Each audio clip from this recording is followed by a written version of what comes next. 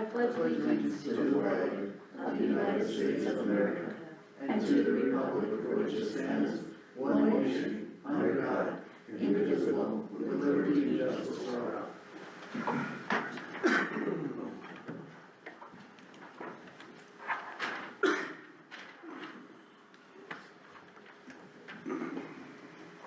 Okay, I'm going to call for nominations for chairman for 2025.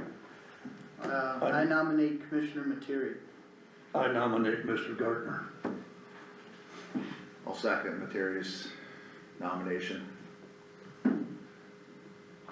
don't feel I have the experience, guys, to serve as a chairman of the board. I really don't. Well, I know I don't Well, he for, just nominated Commissioner Gardner's at one meeting, that doesn't really. But he make a lot of serves sense. at the city council. Military background, I feel he'd be good on it, leadership, strength. That's just my opinion. James, you seconded which motion then, Aaron's or? I don't know if you need a second for nominations, do you? No. Maybe just make the nominations, then once you close nominations, then we vote. So Aaron nominated Commissioner Materi, Commissioner Materi nominated Commissioner Gardner. I think we gotta have somebody that's got some experience on the commission and has their feet substantially wetter than a couple of us that are currently. I don't, you know, it's not all leadership. That's a lot of leadership. Well, I nominate Commissioner Miller.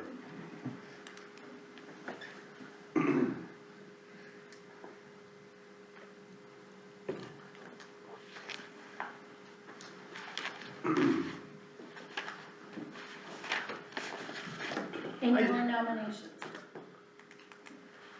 I was just gonna say that I mean, when I took over chairman, I had served for 3 years. But it was kind of a consensus over the past few boards, you probably remember that, Marlis, where, I mean, it was kind of admitted that the chairmanship should probably rotate instead Yeah. of someone just sitting on it for years and years and years. It was always kind of a gentleman's agreement that it'd probably be every 2 years, just because 1 year's maybe not enough, but the idea behind it was that everybody would share in some experience and responsibility in the role. And then also, the other thing is you don't have a scenario where someone runs these meetings for 8, 10 years, then all of a sudden they leave and then no one has a clue, cause I mean, Exactly. if I'm gonna speak for myself, and a reason for transitioning out of the chairmanship is I have 2 years left, I'm still here. Anybody has questions, I can still help run the meeting if people don't, and I'm not an expert, but I have Experience. a fair amount of knowledge, I'm knowledgeable enough, I'm not gonna sit here and toot my own horn, but I'm gonna be here for 2 years, so now's a good time to transition out. Instead of waiting until someone who's been the chairman for 3, 4, 5 years just walks out the door, and now you have to transition to it. I think, in my opinion, Commissioner Materi is the next most experienced commissioner. I think then maybe, and I'm not saying anything, you do whatever you want, but just my opinion of it too, then the next one would be Commissioner Miller, should maybe be in a vice chairman role, and then you start to have like a line of succession a little bit. By the time that succession is starting to play out, Commissioner Vandervoorst, Commissioner Gardner have a year or 2 under their belt, feel comfortable if they wanna do it, or if that's the way the cycle wants to go, I think it would be fair. And then on top of that, let's not ignore the elephant in the room, there's personal angst towards me by certain people that's caused problems with me being the chairman and wanting to focal point that in the meeting, and so it's probably even best for the county for me to rotate out of that role, so we can try and maybe limit some of this personal drama and try and focus back on the role of county government and trying to get the job done, so. This is the reason that I hesitate, because the target's on to me, and I've got 2 years left as you do.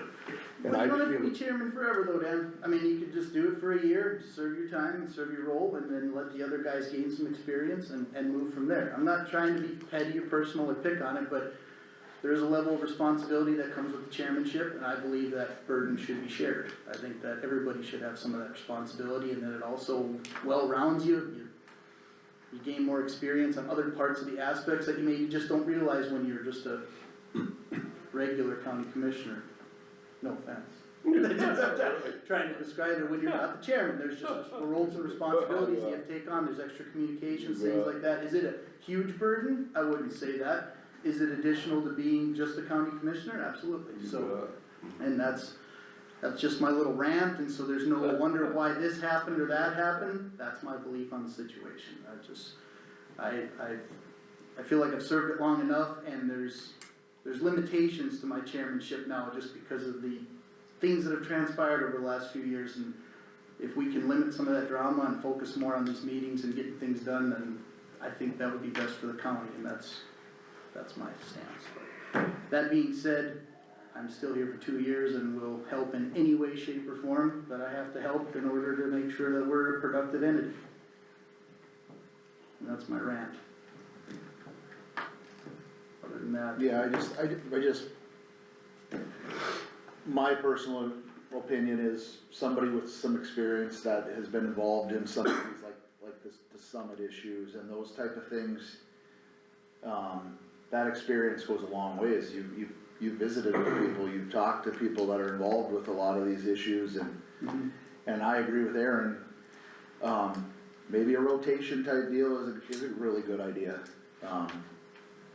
But I think that the chairman should have some experience. I mean, people don't even, there's a lot of people in this county that don't know even who I am, even though I've lived in Linton for over 30 years. It's because I worked out of town for 22 of those years. So people have no idea what my opinion is on a lot of things, other than little city council things for the city of Linton, which most people don't pay attention to, I don't think, outside of the city of Linton. Might be good. That's probably, Yeah, might be good for me to have my feet wet though too. There'll be ample Look out, Jim, opportunity. you're gonna get nominated yet too. Might as well nominate everybody up here. Yeah, right. yeah, sometimes it's better if people don't know you. Yeah. Just sit as a chair. Well, right, but then they These have no personal idea, vendettas. then they have no idea what my opinion on certain items are and certain Yeah. issues and, you know, at least you've been here 2 years, most people understand where your position is on certain things that are important to the county. That's just my rant and my opinion. Yeah, I think rotating is good. You know, I've been on a few boards that do that. One, we did it every year, and another one every 2 years, you know, so I think 2 years probably is better out there. Again, that was just kind of the discussion of previous years, you know, and I think there might have been some level of discontent, cause for years we did have the same chairman. Pork Waller was chairman for many years. And I think there were maybe other people that probably wanted to be chairman, but then other people that didn't, and that's not a good or a bad system. The point is I think that responsibility should probably just be shared. It's a good experience while you're on the board to learn other parts of it anyway. And as being chairman, I will admit there are additional responsibilities. There's things you get blamed for that maybe have nothing to do with you, but you are the chairman. And you take those responsibilities as they come, but that burden should probably also be shared too, because it's just kind of part of it, so. And that's why the rotation does make sense, is so you don't have somebody coming in day after day after day, constantly getting accused or blamed of a certain thing, cause you're viewed as the leader, when it's like, well, everybody's taking their shot. If you don't like it, give it a year, you know, and so that's where I think it's fair, and that's the most responsible way to do it, so. You don't want it no longer? It's not even that, I enjoy being chairman, I do, but there are, again, like I said, there's certain limitations to even the way you wanna do things, just because there's aspects of, I'm not gonna say just it's personal reasons why I don't want to be, but there's a lot of additional burdens, and in my own personal life, I have a lot of responsibilities too, and so I don't need to constantly continue inheriting responsibilities. At some point, some of those should be shared and burden should be lightened, so. I think it's a plus that you're chair, just for the reason I'll say why, with the summit deal, there's gonna be a major pushback in our two counties, Burley and Emmons. Yeah. And you're well informed on the summit deal. Well, if there's any concern about that, I can still be the point man or portfolio holder or whatever. If that's the case, I'm fine with that, cause I have been involved with it from the beginning, and again, to reiterate, I'm not going anywhere. I might move a chair or two down the way, but, for those that maybe enjoy me not being chairman, I'm still gonna be a pain in their butt anyway. So anyway, I'm still gonna be here for another 2 years, but again, I believe now is the proper time for me to transition out of it while I'm still, I mean, if someone is the chair who doesn't feel comfortable with something, I can still help or do the best I can, you know, and now's the time to transition it rather than when I'm walking out the door, now you got a bunch of guys that have never been chairman before that have to try and master a meeting while I'm not even coming to meetings anymore. I don't think that's the proper way to transition out. And if there's one goal I've had from the beginning is to serve the citizens of Emmons County and for this entity to be respectful and to be operating as efficiently as possible. Transitioning while I'm still here is the proper way to transition out, so that's the opinion I have. I'm not going to just check out and just sit here for 2 years and not do anything. I'm still gonna be vocal and do my job, but it's just better if that burden is shared amongst everybody else. So, We have 3 nominations.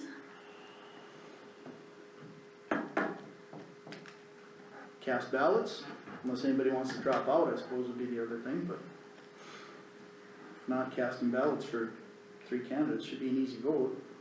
I don't understand, I'll leave you two guys in. No, there, Dan. You can't do that. So, You're the most do we have experienced guy ballots, or on do we wanna make ballots, or? the, look at the supporting cast you'll have, Dan.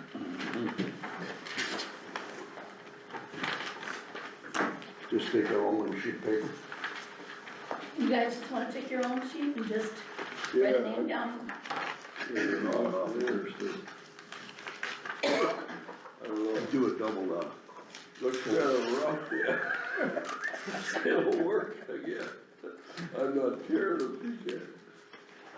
Yeah, I guess all I need is one.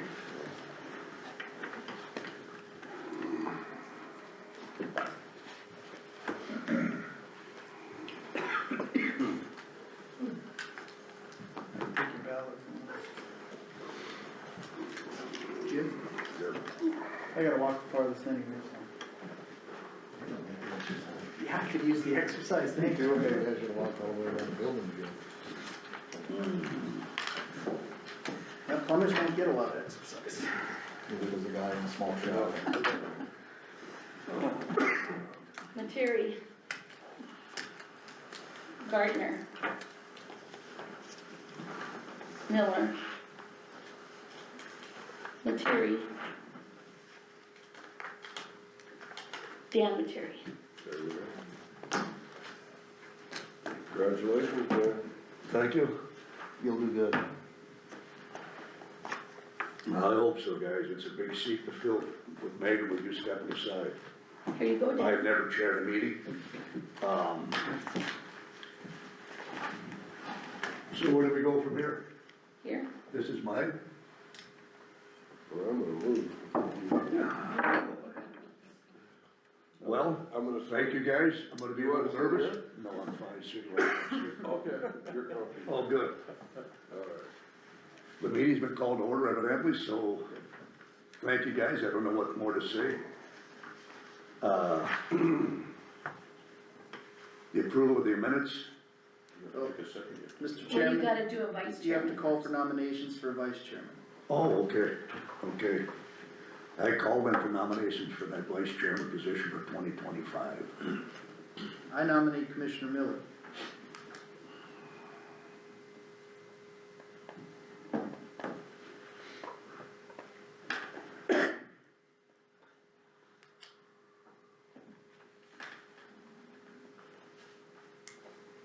Any other nominations? Mr. Chairman, you generally call 3 times. Are there any other nominations for the vice chair? I nominate Jim Gardner. Are there any other nominations?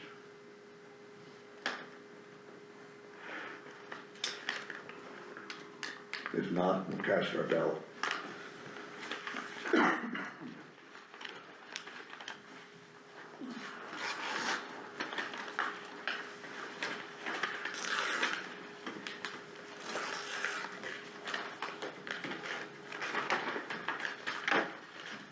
I got one here, dude. It's a little better. Fair enough? This is getting fun.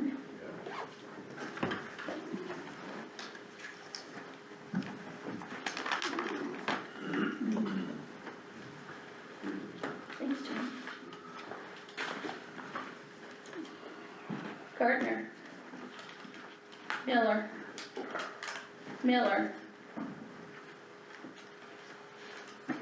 Miller.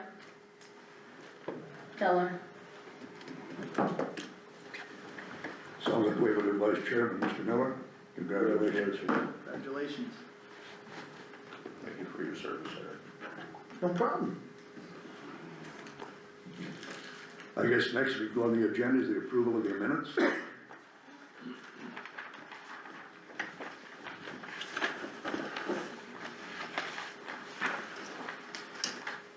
Well, motion to approve, Dan. Okay, is there a second to it? Jim Vanderhorst motion. I'll To second. approve the minutes. Second. Craig Miller, second. All, you gotta go all in favor, correct? Generally, you ask if there's any discussion. Yeah, If there is no discussion on the minutes at all, then we Okay. usually ask for Okay. it. You know, it's a learning curve for me, I haven't made a motion in a meeting, I mean, 3 years. I usually got there, because I even said, I'm like, hey, I get to make a motion. Any other discussion on the old minutes? If not, the approval is such. The approval of the agenda, as stated on the sheet. I would like to add a zoning ordinance book update, Oh, what? zoning ordinance update Okay, on the book that needs updated. okay. I'd like to put on the agenda also, Russ and Craig Miller and Jim Vanderhorst, did you not go up to Burley County or to Morton County? We did, And you sat in on a meeting, didn't you? Yes. According to Miller? we did. And did you bring information back from that meeting Yes, Yes. I have some. that we could submit and see it, us as a board? Yeah, I have a few things. Could we? That's true. Cause you showed me something on the balance, that they give you a balance sheet every month, right? Right, Okay, yeah. No, they have a good system? A good, good system. Okay. I'd like you and I and Yeah. Megan to go up to that, to see it. Yeah. Really? We It's decided, what's going up, right? Yeah, it is. we Okay. scheduled, They're very ordinary. we scheduled it on the 15th. Was it on the Right. 15th? Was Was it it? 15th, 7:30? Okay, I think the biggest thing was they have a separate road, committee, right, Russ? Yeah. And I think that really looks awesome, okay, you know, where two commissioners sit on that committee. And then they have the road supervisor and also two from the community, you know, just two farmer ranchers. Okay. And, they meet before, and then they come to this meeting with the recommendations, you know. okay. I don't And know, how are these two picked? Do they pick? I voted in, can't or is it- answer that, you know.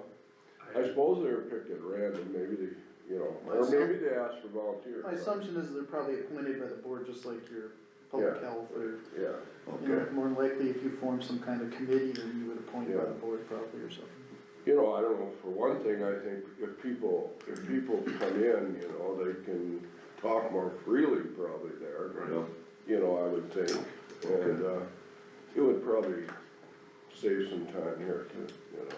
to get something more. Yeah, they would bring that, the recommendations here, you know, so, I mean, it's something to look at. Okay. Okay. Anybody else, have anything else for you?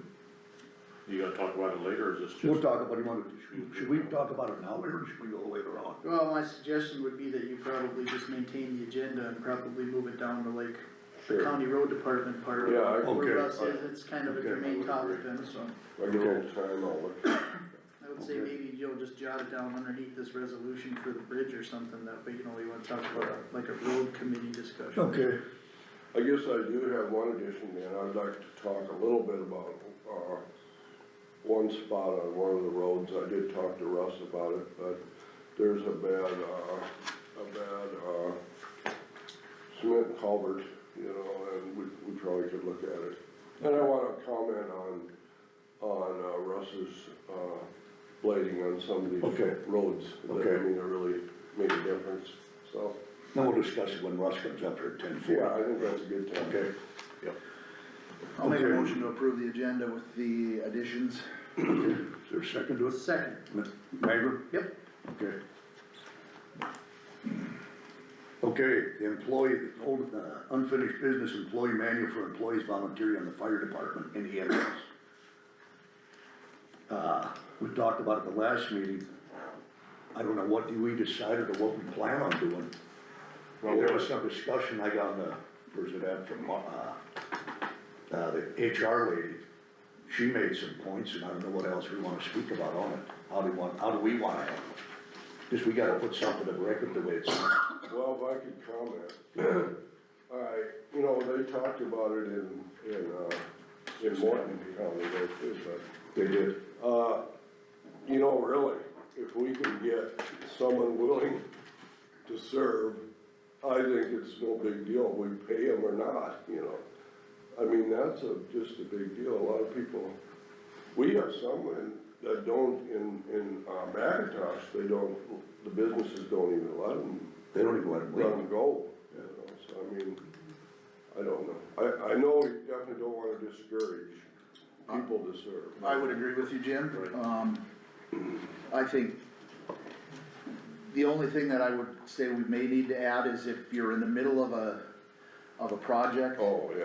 or, your job, what you're doing at that moment, you know, meeting or is more important unless, you know, the big thing I know, like with the city, if they're in the middle of tarring or they're not just gonna drop everything, but if the siren goes off the second time, that usually means people aren't showing up, so then that changes the urgency. Yeah. And I think, just having a little something in there that depending on the business you're conducting at that moment or that time, you may need to skip that call, but I think charging leave for volunteers to go put their life on the line No, is, not right.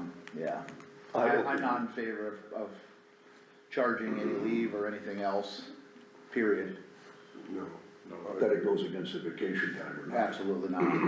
Mr. Chairman, Go ahead.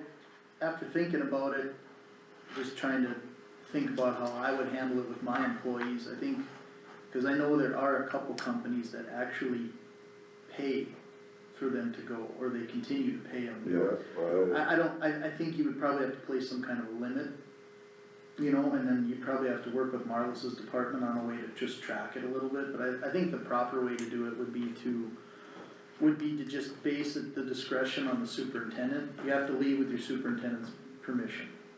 So you have to call the Right, superintendent. cause it, well, I mean, like, think if there, a Department. fire call comes out, you're gonna have to get approval from, I mean, we're mostly talking the road department, but in general, even if someone in the courthouse here, your supervisor should be the one that basically understands that it's okay for you to leave right now. Like, yeah, we got 3 people here, we can survive with 2, you better go to that fire. Maybe if there's 3 people, you let 2 of them go and one guy's gotta stay behind, or that discretion should probably be left by the supervisor.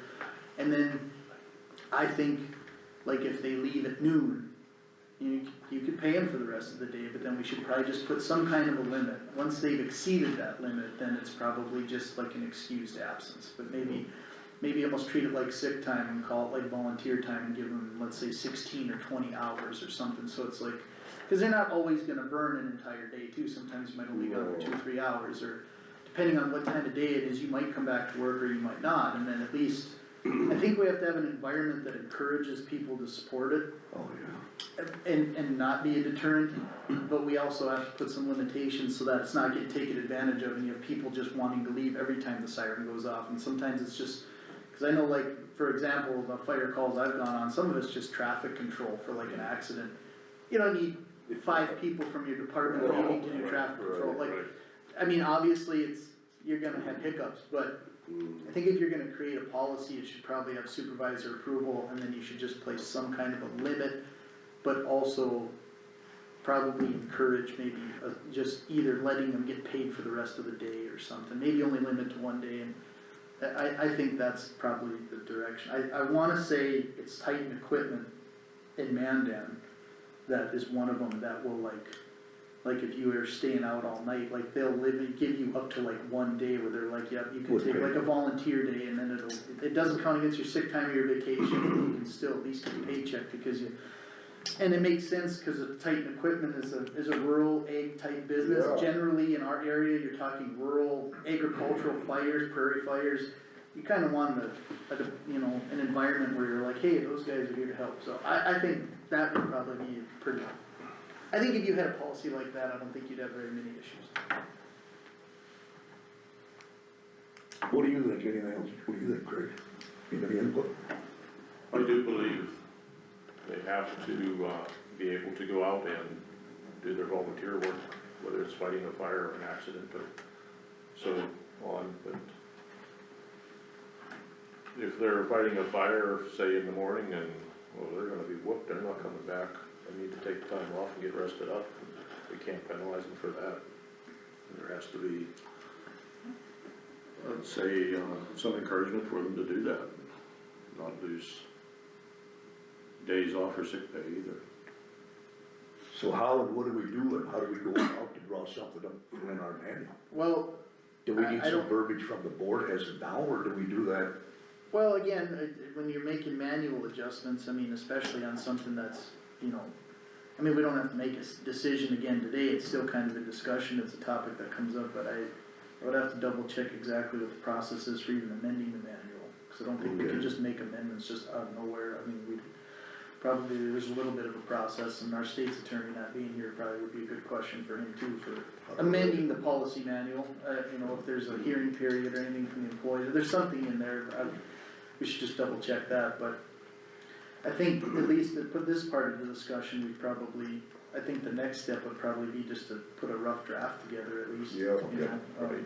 Okay, and if that rough draft is just what we talked about today, where you know, whatever the agreed upon limit is, or maybe you wanna go to some department heads and get some input or something like that too, would be a good idea, but yeah, I think we're all kind of in a general agreement that probably some kind of compensation, but on a limited basis, and an Yeah. approval from your supervisor are the two big keys, that's gonna, I mean, as long as that's the case, I think that's what we just move forward with and just, You know, there was a committee for the employee manual. okay, It was Gary Sanders, Mary Sanger, and I think it was somebody from the road department.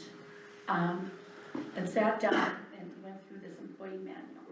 And when we were talking about this, I reached out to that committee, to Gary Sanders, as a contact, and I asked if he had any input.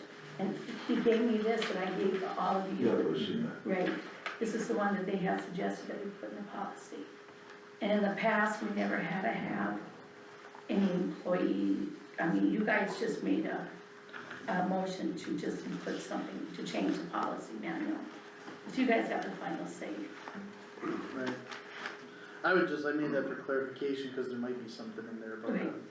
is it like a first and a second reading, like, I don't know, I find it hard to believe you can just do it at a meeting and just change the policy manual I one don't meeting, think but. you can you? I don't know, I would suggest probably double checking before we go on, That's what we'll do. but I think at least if we have some rough agreements here, we can probably come with a rough draft and just, I think keep it on the old and unfinished business and keep working on it till we come with a final resolution, but I'd say we're pretty close at this point, where iron out the details, make sure we can amend the manual and then just Okay. do it that way. Okay. Next thing is farm equipment damage from road project with, Dan Mock. Has that been resolved and settled? No, I talked to Shar just last week on Strasburg Bank, and she said that Jan, the claims adjuster, hasn't made a decision yet if she was Okay. gonna approve the claim or not, so. I believe we just left it on there till it's resolved, so. Okay, all right. Yeah, it's still an insurance deal. Appoint board members, newly appointed positions for 2025. Everybody reached out to a few guys, I reached out to two of them, Andy Rice said he'll take his for the, what is it, park board, and Dick Keller will stay on the water board. Yeah, Anybody else? yeah, Steve Newsom, willing to stay on, I don't know what you call it, the school. The county committee? Yeah, yeah, and, Sterling Larson was willing to stay, be reappointed on the weed board. Okay.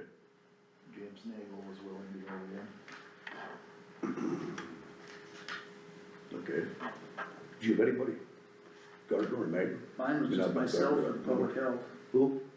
myself for public health. Okay, I asked Dean Weiss for the park board, and he agreed to do it. okay. And also David Mock was on for, is that housing? Yep. He agreed to do it also. Well, there you go. That's it? So what do we do? We have to make a motion to Motion approve? to approve all the, I will make the motion to appoint Dave Mock to the Housing Authority, Dean Weiss to the Park Board, Aaron Magrum to the Board of Public Health, James Nagel and Sterling Larson to the County Weed Boards, Steve Nusma to the County Committee, Richard Keller to the County Water Board, and Andy Rice, which board was he on? It was on the Housing? Woodland Park Board, Okay, the Park, County Park Board. yep, yep.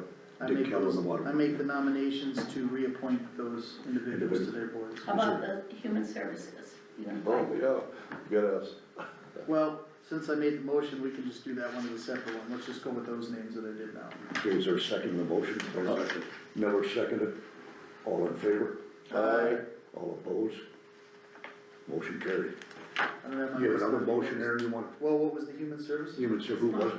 Huh? If you wanna reappoint me or vice Remember, versa. Mark. I don't have my appointment, I don't have it in my bag here, so, I thought that was all of them, so.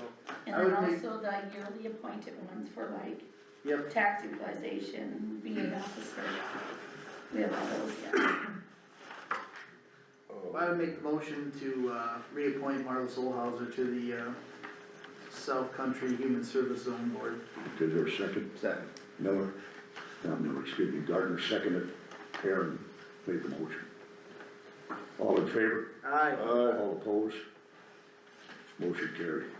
And then the yearly appointed, They're yearly appointed, correct? the yearly appointed ones, you guys got a So that's motion gonna for be those? like road superintendent, veteran affairs, tax equalization.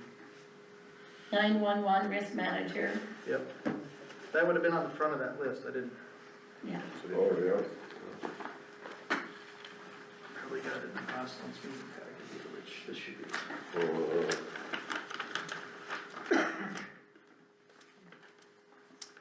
So is there a motion to that? yeah, I'll Jim Vanderwerf make the motion. make the motion. Is there a second? Yeah. Second. Miller? All in favor of? Aye. All those opposed? Motion carried. The next thing on the agenda is Alicia Stuckel and Nancy Dice, the quarterly report.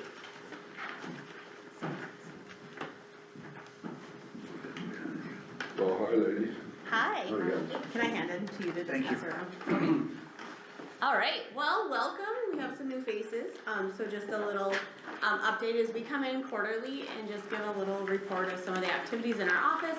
We also pass out, what we call a quarterly narrative, so, don't worry, we're not gonna read through every little thing on it. It's just meant to kind of keep you informed of some of the activities that are going on in our office. By no means is it all inclusive, but just to kind of give you some breadth and depth of some of the activities and things that we're, working on. So. Yeah, I have my pesticide training coming up January 29th, and my county crop election will also be that day for corn and canola to choose a representative for our county for those commodities. And it is important for our county to have a representative because they get to help choose where the checkoff dollars for those commodities, what they are used for.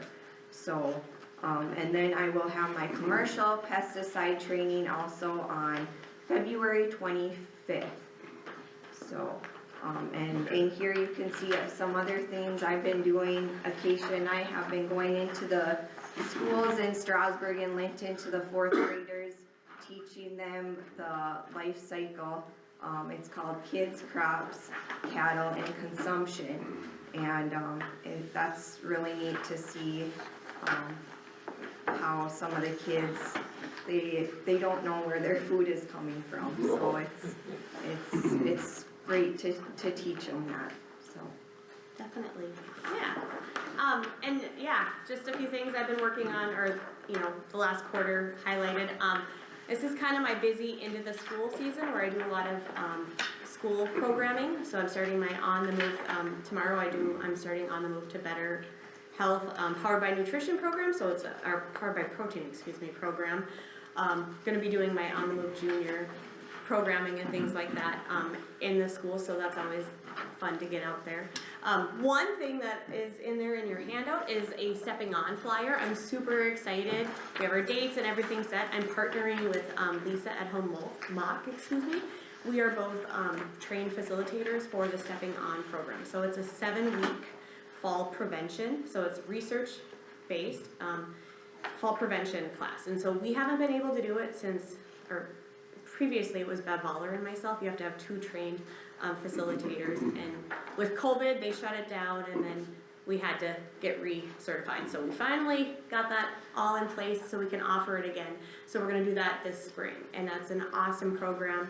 We probably did it for about 5-6 years before that, and I have a lot of interest, people wanting to do that, because it is a fall prevention class. So if you need more information on that, I would be happy to talk about that.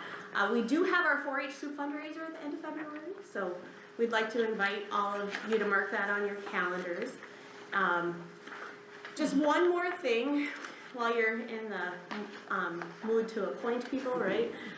We will have our performance review, so those of you that are new to the table, every year we have a performance review through North Dakota State University Extension, and it is asked that one commissioner comes to our performance review. So Erin's done it for 3-4 years, maybe 5. I don't know, quite some time. Been a while, yeah. So we just look for you guys to, They're sick of me giving them bad reviews. so- no, we didn't say you couldn't do it again. Passive aggressive way of saying they want somebody to do too. so. No, we just need somebody to commit to it, so we know who to call for scheduling. You gave up that chairman position, everybody's throwing you out now. Yeah, No, this Take is away all something, the jobs. we ask every year, so if Erin's willing to, do it again, we are, Mr. Marion, are you willing to season as you are? Not to pass the buck, but to be honest with you, it is a good experience to learn something that, NDSU is, it's an excellent department that we have. It's a good partnership and program. We have good people in there.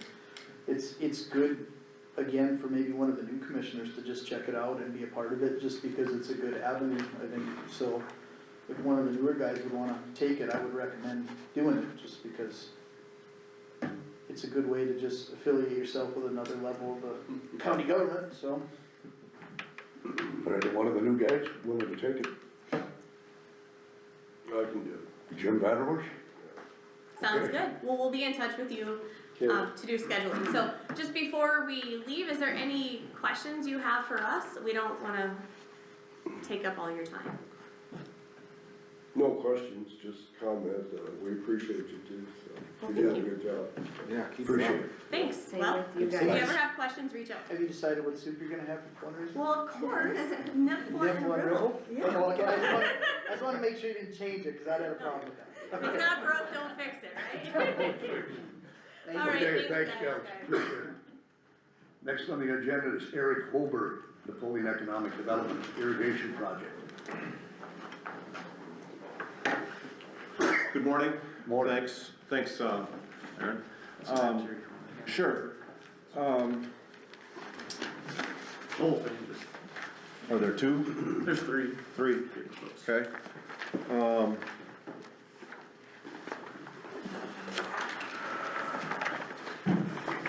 About a year ago, maybe a little, probably a year, 14 months, 15 months ago, I had the idea of seeing if we could bring water out of the Missouri, which has been, we looked at through the Horsehead here. Yeah. And contacted the State Water Commission, and they're not the Water Commission anymore, what do they, I keep calling them the Water Commission. Department of Water Resources. Department of Water Resources, but I'll probably continue to call them the Water Commission, but, and we had them, they said they would be very interested in helping us get water out of the Missouri River, bringing it over to Logan County to do irrigation. And what prompted me to look at that was a study I found in my office back in the 2000, late 90s, I think it was. It's a small study that said there's 66,000 acres in Logan County that could be irrigable. but we only have enough water for about, at the most, 6,000, and I think they've pretty much capped at about 2,500. So there's a big opportunity in Logan County to do irrigation. And I asked, again, I called the state came down, we had a meeting, we put on a dinner and had some farmers there, and we talked about it, and they said they would be very interested in helping us.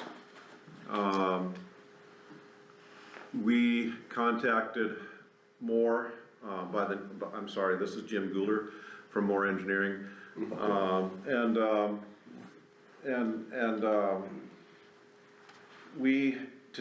The first thing, and what the state told me is to make a request to become a project that the state will work on, you have to make a request. And I wanted to do it under the economic development, and he said, no, you have to have an irrigation district. So to get an irrigation district, you have to have a study, a study, and you have to have 51% of the potential landowners sign that they would be interested. So we hired Moore Engineering to do the study, and we formed a committee to get the landowners. And this is our master book of the amount of growers that we have to contact. And some of those are, and we split those landowners up amongst 5 or 6 of us, and we started contacting and started working on that. And what happened was spring's work came, and it got set, and now we'll get back, I'm sorry, it will get back on that agenda and start getting our landowners put together. We then, Jim finished his study, and in about May or June, and some people changed at the state level, because originally at the meeting they said there hasn't been an irrigation formed in 20 or 30 years. So I said, well, how big a study do we need? And the guy that was the director at the time said, well, you're looking at the people that'll approve it, just give me a small study. So we did, and he has since left, and we have new people up there, and in the last couple months they've said we want a bigger study. So we are, and I'm gonna turn it over to Jim real quick. I'm just doing a little in history. We're gonna come right through Emmons County to get to Logan County from the Missouri, because that's, you're there.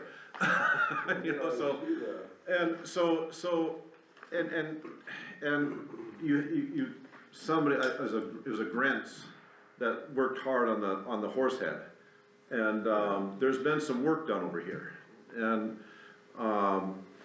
it just makes sense that we were told we want a bigger study. Let's incorporate, let's talk to Emmons County, see if they'd be interested in working with us, and because there's strength in numbers. And again, I'm gonna turn it over real quick here, but we have an interest on the grower side. We have a strong interest on the state side to do this project. Now, I think a lot has changed in the last 20 years. There's a lot of southern states saying we want that water, and right, and east and Colorado, California, they want this water. So our state has said, we have the permit. We are from the Garrison Diversion. We have the permit. We have the interest on the farmer side. Now we have a strong interest on the government side to do this irrigation, and we have a state that has. I've met with legislators locally, and they said, don't worry about the money, because I said this could cost a couple $100 million or so. And well, don't worry about that. We got plenty of that. So we have the local demand. We have the state that wants to help us. The state has the money to do the project, and now since the November election, we have on the federal level, we have, I think Burgum is gonna be, he's gonna be in charge of the office that will do the permitting. So we have a lot, in the next 4 years, we have a strong infrastructure to get this done. Yeah. So, I'm coming here to say that, let's, if you would, wanna be involved in this, and we want you involved, we wanna do a joint effort on this. What we're gonna be asking, Jim's gonna do some background too, and some discussion, but we're gonna ask you to get involved in this project and work with us to get irrigation coming out of Emmons and Logan. Are you guys in touch with Horsehead? So that's why, one of the reasons we're here is to kind of share what Logan County's been working on, and then talk to you guys about and pose the question, we want you guys involved, in what capacity do you wanna be involved? And we understand you can't make a decision today, this is all brand new, but maybe get direction on who do we speak with, who do we work with on Horsehead, that they could come and we could pose this question to you in a more formal sense. They just restructured, I believe, in the last month or two, am I right? Right. So what I hear, because of our efforts over here, Horsehead is starting to come back and start, there's a renewed interest. Yeah. And I don't want to have two different fighting, let's not make this a race. Let's join hands, let's get it done for all of us, and, there's strength in numbers, let's do this together, is what we're hoping. And I'll continue on, Yeah. But Well, We I was just gonna say, before you go, when I served on the water board, there was a funding mechanism through the water board for the Horsehead diversion. Yeah.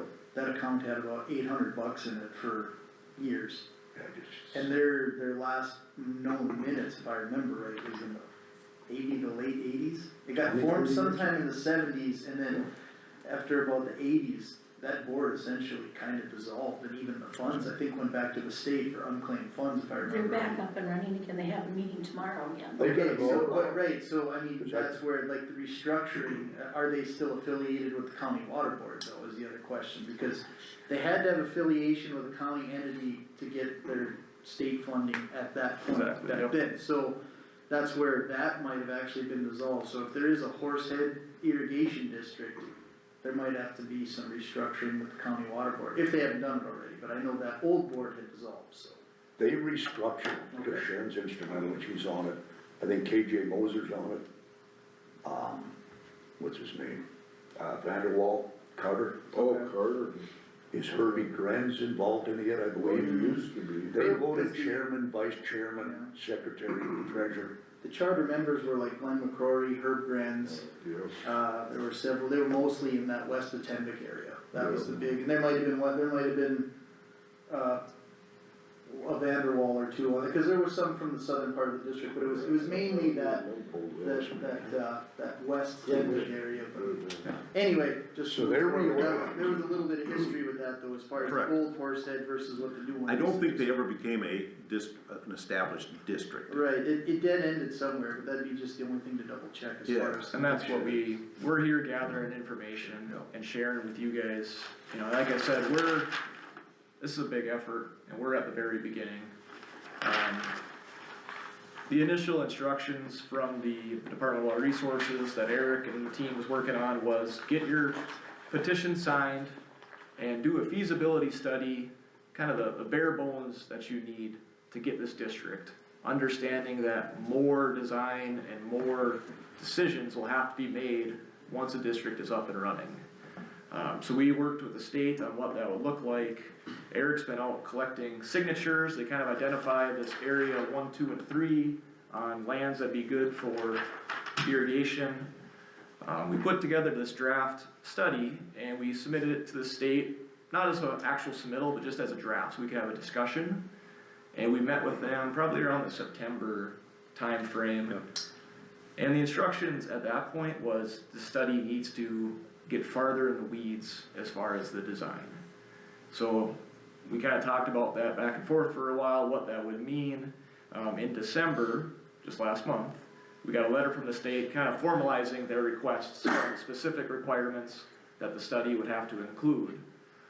So we said, okay, well, you know, we can do this, but this cost share, you know, the locals put up the money for that initial bare bones with many assumptions. What should we do there? And then the state directed Eric, you know, if you go and you partner with the county, and if Logan County is willing to submit for cost share, the state has changed their state level cost share from 50 to 75%, and they did that this year. So if the Logan County was willing, they could request that cost share from the state, and it'd be 75 state, 25% local. So we were estimating this would be about $200,000 study to really get into the design of this.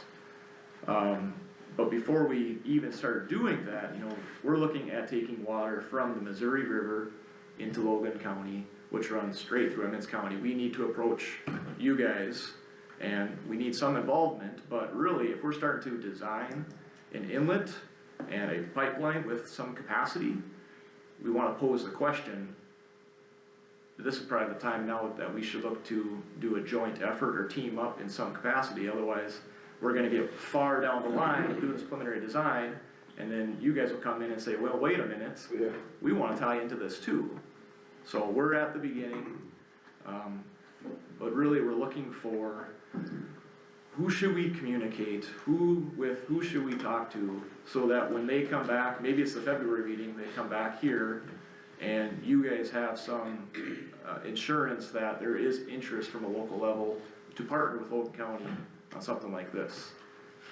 I would ask that you guys leave your names and phone numbers, and I'll get some phone numbers and names to you that you guys can get for a contact.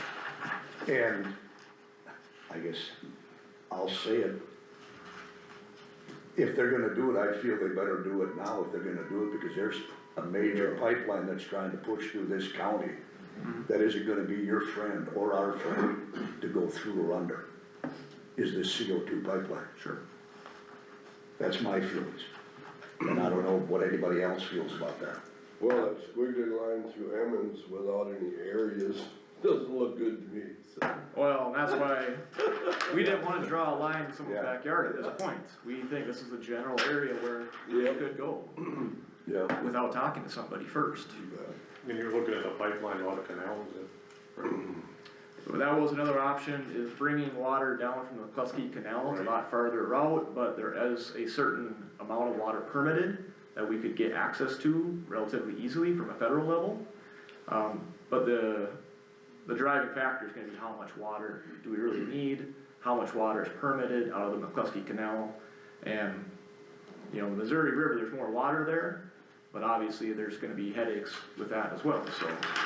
So, correct me if I'm wrong, Jim, with the McCluskey, that we have this, because of the garrison, we have, was 1 million cubic feet of water permitted in the state to take out of Missouri. But even with that, you still have to, the federal government has to give you the right to put a pump in there, you know, so even though you got the permit, you don't have the right to draw it out yet. There would be a tap fee, you'd have to pay a certain amount to the Garrison Diversion to access their water. Right. Even though the amount, I don't recall exactly what that amount is. But if they go up to McCluskey, they don't have to ask the federal government for that right to put a pump in. Oh, I see what you mean. Yes, to go to the Missouri River, there will be a certain level of permitting and a certain level of scrutiny where they've already gone through that for a certain amount in the McCluskey Canal. Right. Right. So that's why, that's why the state asked us to look at both options, look at taking it right out of, you know, this area, and maybe, if we have a problem on the federal level, we can always go, we could potentially go up to the McCluskey area, because we don't have to ask permission there. So that's why the squiggly line goes way up there, because that's the state of North Dakota, and only the state of North Dakota, that gives us that permission, so to speak. You know, coming out of the Missouri River, even though the state has this 1,000,000 cubic foot permit, it's like getting a permit, buying a permit from the federal government to tap into oil. Now they still gotta give you a permit to drill, and they're not doing, you know, so by going up there, we might, and a lot of it is, you know, we might have to pump it up and then let it free flow down a ditch. You'll have a lot more pushback, won't you? Correct. Canal And so versus pipe. and that's part of the study, that's part of the study that that they want us to do. They want us to do more of a, you know, we just said, well, we could come up there or go over here. They want more, you know. They essentially wanna know what the official plan is. Yeah. And I know, you know, initially they provided a Horsehead feasibility study as an example that was dated 2002. And that had kind of these outlines here in this map. And it looked like that petition was submitted, but I couldn't find if that was ever approved or finalized or not. But that feasibility study was relatively simple, so that's kind of what we modeled this after. But then recently, they also provided me a Horsehead study, which I wish they would have initially, from the year 2000, which was a much larger effort, which I don't know if you guys were involved in, or if you have any I wasn't background on the history board, was anybody on the board? on that. I So- think, if I remember, because I was on the board, chosen on the board back in the 80s, Yeah, and they flew me out to the west coast, out to Oregon, to look at the irrigation, the flood irrigation out there. Sure. And it just died, there was nothing after that. well, in 2000, there was a very large effort undertaken. 400-page document. I mean, a very large study, but it doesn't look like, you're right, it went past that. Yeah. And I don't know the background, and I was hoping to get some of that information from somebody in the The county. only thing I remembered was when I was on the water board, that Horsehead had several resurgences, but it was kind of the same landowners, and I don't know if they just kept hitting the same roadblocks with participation, or if it was funding, but Right. it seems like it would gain momentum, would get to a certain point, and then I don't know if there was a lack of participation cost-wise, or lack of funding, right, it just, so there's several studies out there, but I mean, even the minutes and who was on the board towards the end was pretty vague, you know, they just, So, it was probably getting spearheaded by one or two individuals, and when they ran out of gas, they would just. Mr. Grins, what's his first name? Herb. Herb Grins. I think he was, I think you're right, I don't think he was getting a lot of help. And number one. And number two, whether it's a rumor or not, I heard, you know, that there's the ability, the federal government can sell power for penny and a half or whatever it is, you know, and he was trying to get Dorgan's office, I think it was, to allow the pumps coming out of Missouri to get that penny and a half a kilowatt, which would make it much more feasible dollar-wise, and I don't think they ever got that. And I think he was trying to get that permission before he got the, you know, he wasn't getting that, so I think the project dropped. Okay. You know, cause if you look at, like, and I'm not saying anything negative about chem, but if you look at chem's rates at whatever it is, 8 cents or, you know, versus a penny and a half, they were trying to get that penny and a half rate, and it wasn't, they weren't, you know, it's like, and I think, honestly, I think he was, you know, first you gotta form the district, first you gotta, that has to come together at the same time, and it's not gonna be a cheap thing, but I think right now, given the November election, it's probably the best time in the next 4 years is to ask for that penny and a half rate. Well, I think, cause I would agree with you, cause I had conversations with her about it too, and I think one was the cost was prohibitive if they didn't get the cheap power. Correct. It was just You're gonna right. be so expensive, and then the Correct. other problem is the reliability, because if they weren't considered like primary off of that, Right. and if they had to go through, let's say, a co-op like Chem, then they were subject to peak issues and things like that, so like generally, when you wanna be irrigating is probably in the warmer weather, which was also gonna cause peak issues with electrical draw. Right. So if you have reliability issues and it's too expensive to run, kinda killed the feasibility of the project.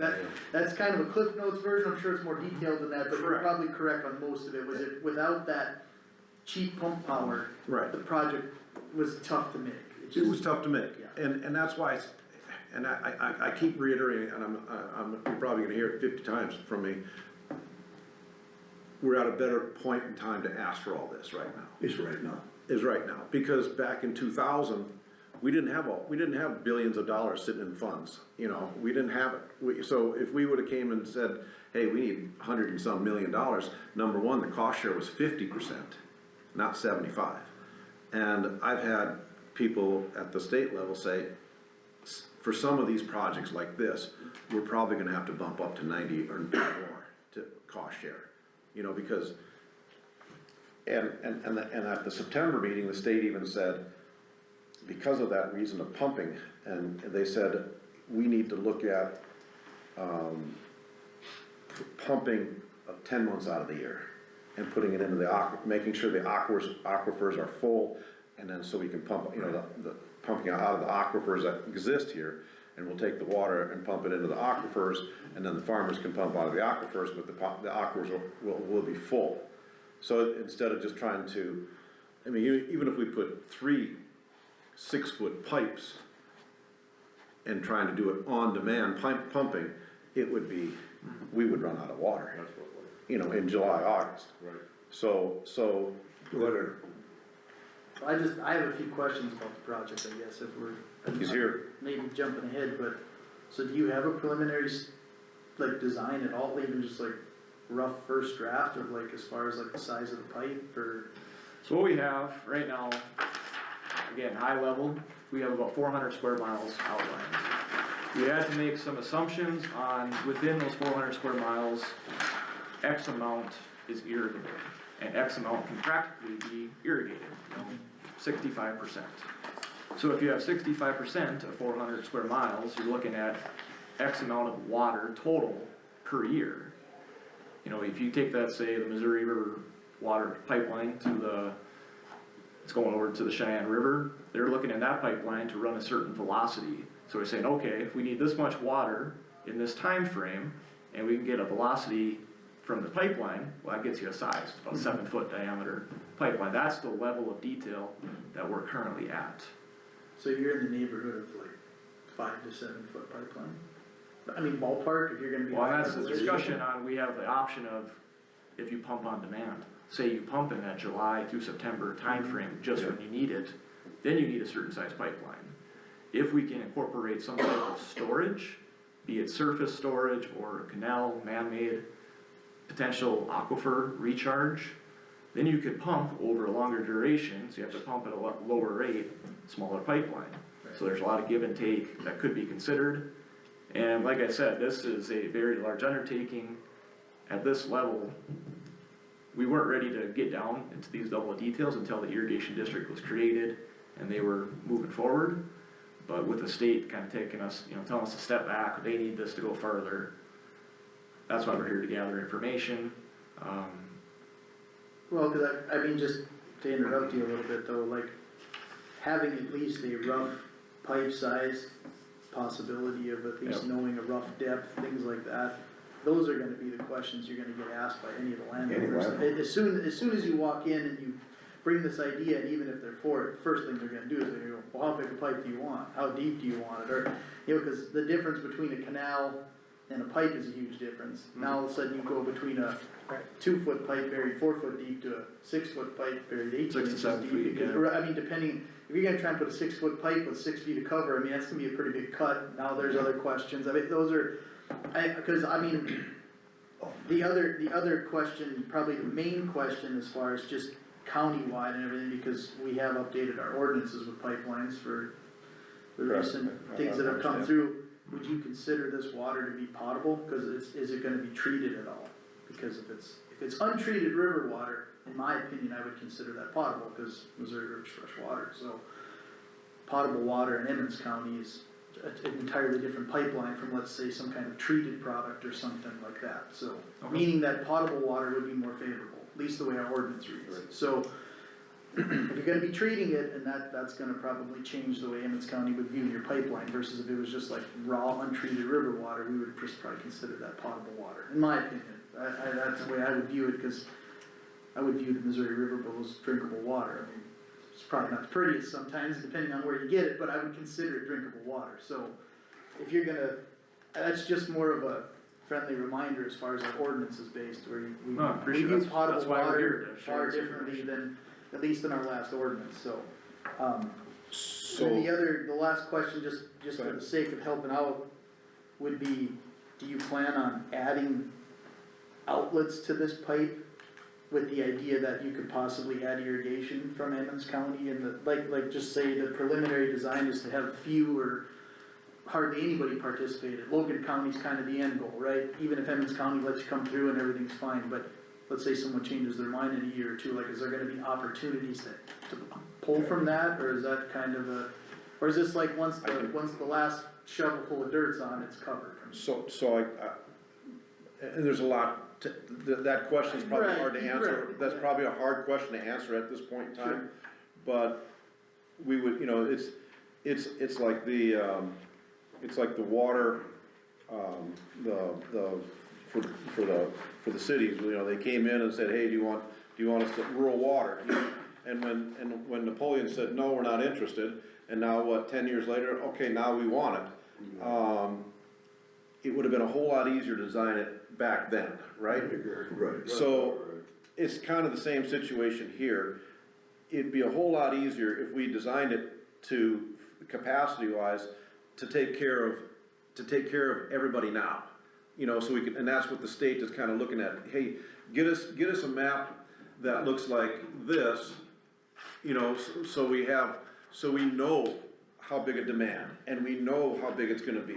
Because the one known thing in here is what is irrigable land.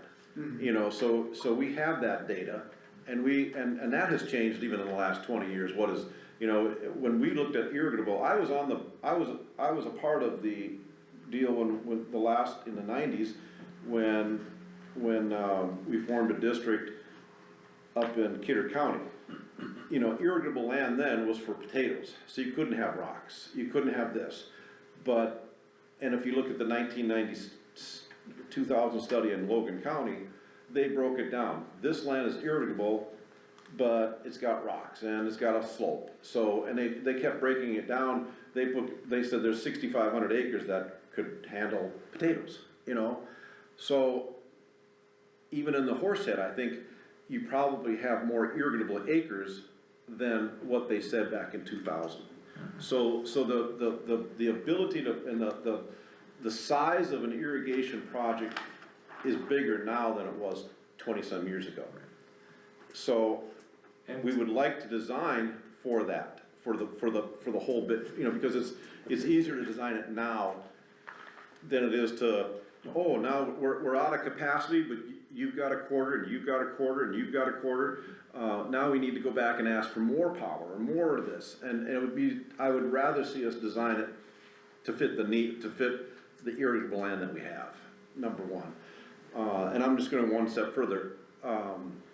When we, a year and a half ago or so, when the Economic Development Office and when I did this, there is gonna be a point in time where we're gonna have to ask the growers to participate financially, but I didn't wanna do that until we have a project, until it's, until we get to the design and it's permitted, and now it's a $200 million project. Now we're gonna need grower participation, but I've tried, we spent $35,000 out of our Economic Development Office because I don't wanna ask a grower for even $1 until we get it to that point. So, and I don't know what, and again, we're gonna have to go kind of through this. I don't know at what point in time, we have to ask growers for the money, from assistance, because on a $200,000 study, we gotta come up with 50,000. We've already put in 35, and we're gonna have to put in some more. But I don't wanna go to growers and say, hey, I got a pipe dream here, can you participate? So I'm hoping we design this for maximum coverage of the land that we have. That's my desire. I got something to ask you, is there gonna be a problem over in that area with this push with these wind turbines? And that's gonna hinder the development of that irrigation project? Well, you're, Because there's a major push in that area for wind turbines. yeah, there is, and I won't put my views on that, but, It's happening. it's happening down in the Wishick area. Mainly it's down in the Wishick area right now. And you've got some to the west of you guys in the Napoleon area in Logan, correct? Well, are they expanding that? Or is that, I don't know. I'm not, I don't know. Initially, from what I comprehended out of it, it was like phase 1, 2, and 3. Sure. I don't know. I would say that if I had land over there, and I had the option of irrigating it and, you know, or putting a wind farm on it, a tower on it, I'd take the irrigation. You know, But they've got a lot of easements that are tied up in that area. sure. There's I don't know no if you, turbines I don't on know there. any, Perpetual easements I'm aren't thinking there. a lot of that southeast of Napoleon, southeast, yes. South and east? Southern Logan. southern just Logan going and to be in on the McIntosh. northern Mainly McIntosh. McIntosh Yeah, right now. Yeah. But I don't know any, you know, the farm that is Emmons and Logan, that, you know, Yep. Betterville area, whatever, I don't know if they're expanding that or not. Okay, I don't know. okay. But, I'm hoping to design this for maximum utilization, you know? And that's part of the, when we did what map is it, this area 1, 2, and 3, that was myself and you guys and Brian Grants and others saying, well, you know, this land here is pretty flat and good, and this land, you know, we just drew circles basically, and you know, we were hoping that would be enough, but now they've said, no, we want it more specific, we want a map that shows the pivots and which, you know, and so it's getting to be a bigger effort, but I'm hoping again that we design this so that we can service all of the land in Emmons County that's irrigable, and all the land in Logan County that's irrigable. Because what I'm hearing is, if we get this done, there's gonna, you know, the state water board has told us there is no more, very few at best, I shouldn't say no more, but very few, if not any, if any, groundwater irrigation permit's gonna happen. If we wanna irrigate land in the state of North Dakota, it's gonna come from the river. So if we get this done, I think there's gonna be more coming at, you know, there's gonna be east, west, other people. And so it's, like one county commissioner said, well, you know, we're already behind, we gotta go fast, we gotta move, you know, if we're gonna get water out of the irrigate, this is, let's get on, let's get after it, so. In a dry year, would the Missouri have the capacity to run water? That's an interesting question. At the September meeting, I asked that question. I said, man, we put 2, 3, 6 foot pipes and start pumping. I mean, and the guy that's in charge of it, I don't remember the guy's name, he said, that will be like a needle in a haystack, the capacity of that river. He said, it won't even know it. Really? That's what I said. My exact words were, really? 6 foot pipes pumping and just drawing, and he said it won't even know it's there. Because there's a lot of water companies that are pulling water for human consumption. It doesn't even know what's happening. Yeah, when you get up around Hazelton, that channel's wide and it's deeper than a person thinks, and it's flowing pretty fast. I mean, there's a lot of water coming through there. That's what he said. He put the numbers out there, and I was like, cause I was worried about that. I was like, you start pulling, you put pumps in the ground, in that water, and start pulling 6 foot, you take a bath and you pull a plug, and it.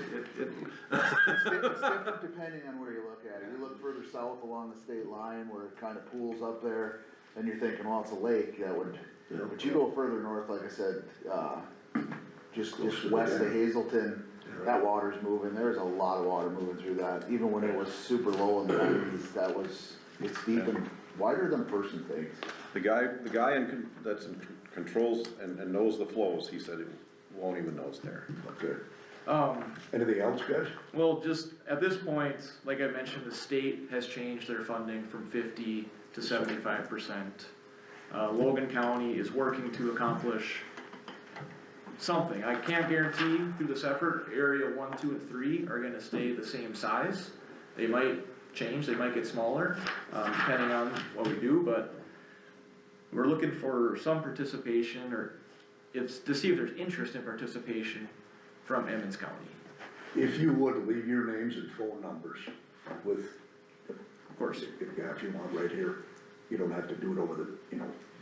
I guess just to drop off, so. Okay, just do that, we'll get you phone numbers and names. Okay? And if you would think that it would be beneficial for me to come over to a meeting if they're having a meeting tomorrow, I could ask Sharon. They're coming over to, they have a meeting tomorrow. And Sharon's involved in that? Yeah. I can call Sharon and ask her, I can stop Okay. down and ask her Okay. if they want me to come over and tell, you know, cause I don't think I don't think it does either county, it just seems to me that it would be we'd be better served doing this together. Okay. You know, there's gonna be one permit to serve both, and one outlet coming out, and it just, there's a, Yeah. it just won't look, even at a state level and a federal level, it won't look as good if we're asking for, you know, just be, so I'll talk to Sharon, but there is, you know, like, it is a 75-20-25, and we've gotta come up with 25, and I would hope that we can, if there's some economic development money or something we can work with, and work with Sharon, or work with this commission or something, there is gonna be a financial commitment from. Yeah. Well, the more participation from landowners you have, the cheaper it'd be for the end user, correct? Absolutely, Yes. absolutely. To spread that cost out. Absolutely, Right. and I really don't wanna talk to the landowners and ask them for money until we get a project, you know, I really don't. At this point in time,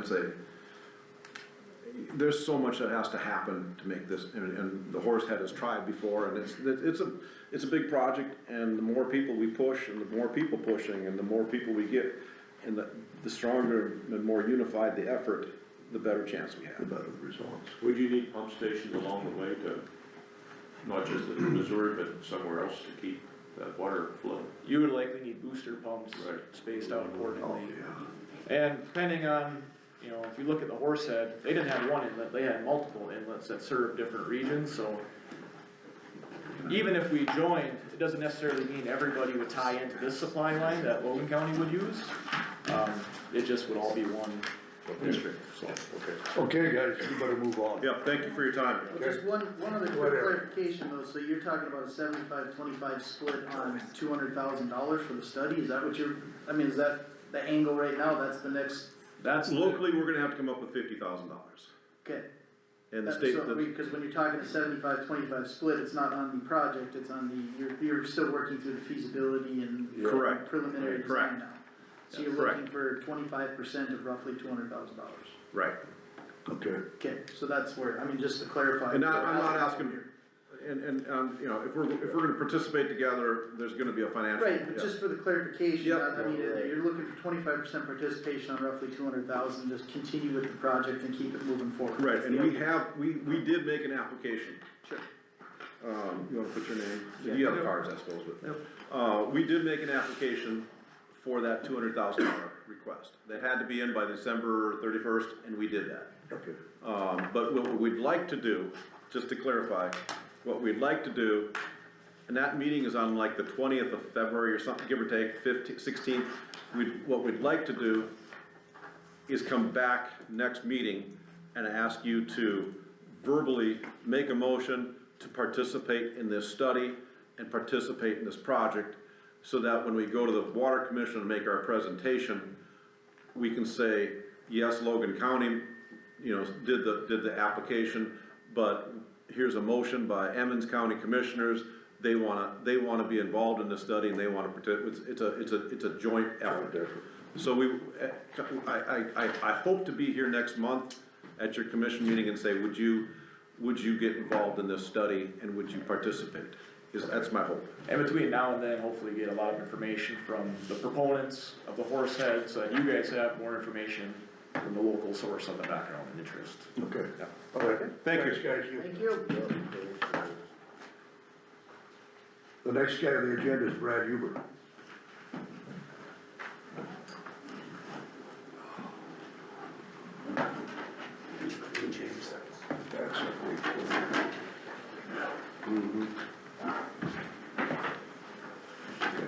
That's it.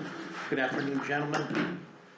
I got some new faces in here, so I'll introduce myself, Brad Huber. I'm the Emmons County Veteran Service Officer. Been working here for about a year and a half. What you have in front of you is my final quarter review for 2024. The kind of the highlighted areas to the right are some numbers for the fourth quarter, final quarter. And the highlighted area to the far right, I guess I'm getting ahead of you guys, is pretty much a summary of the totals throughout the year.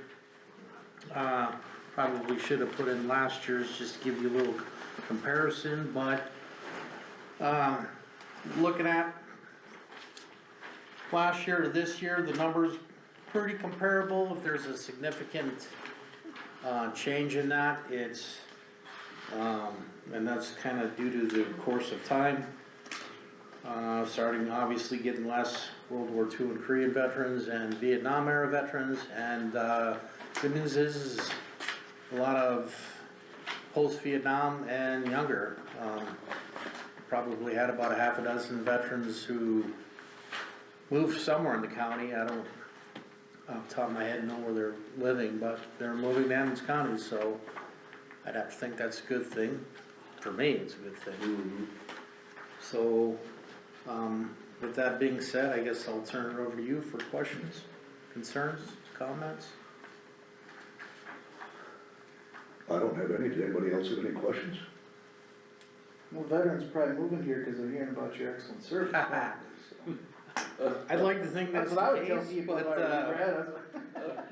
I'll take it, No, however it's it's good. packaged, so. You know, obviously, if your outreach is working, you're probably getting more people coming to you. You know, I mean, that was kind of the goal initially with trying to put the VA out there and we wanna make sure we're serving everybody that's eligible, so. There are folks coming back as well, Yeah, whether they live somewhere else or for whatever reason, we're getting their services in other counties, so I'm getting a few of those. It's a slow process, but, I will say I've been dealing with Brad on some VA issues and I'm impressed, you're doing a great job. I was so, very happy with what you did for me so far in the process. You're easy to get a hold of, you're very flexible. I think that's a change from previously, and, yeah, keep it up. Keep up the good work, Brad. I hear nothing but good too, Brian. Yes. Thank you. Take it as a utmost compliment. Yeah. thank you. Only other note, obviously the training at the bottom, like always, every year, the Veterans Services holds biannual training in April and October. The April training, which I did put on there, that's in Fargo. I think it's 3 days. Okay. And then, of course, it'll be in Bismarck in October, so, and that'll be my next quarter.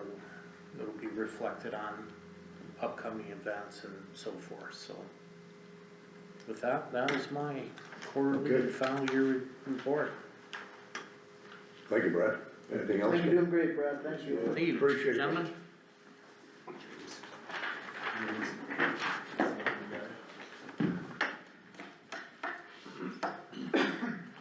Oh, that's more, okay.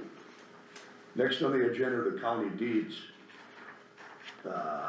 There's an Anthony J.P. LaFond and Samantha A. Font, lots 10, 11, 12, block 2, Dillman's addition to Strasburg City, Emmons County. Mr. Chairman, Go ahead. is Tanya calling in? Or are we doing anything with Tanya? I just put it on the agenda if you guys wanna call her. I emailed her now, so she'd be around, she hasn't Okay, I- responded.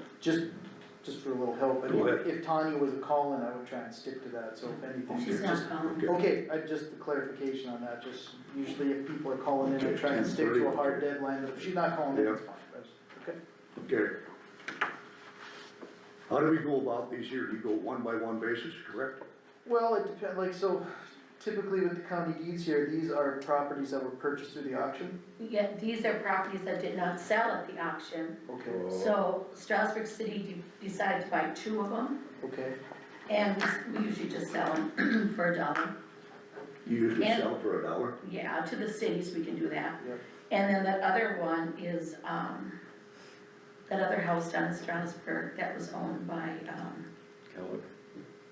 Keller, that, these people bought. Richard Keller, right? Down in the old no, town? not that one, it was like the yellow one up by the elevator, right? That's gotta be, what's his name, It Craig? was, The first one, I'm assuming they didn't buy the LaFawn one, Right, Yeah, that was Keller. yeah, they bought Keller's. right, but not, is that not his residence?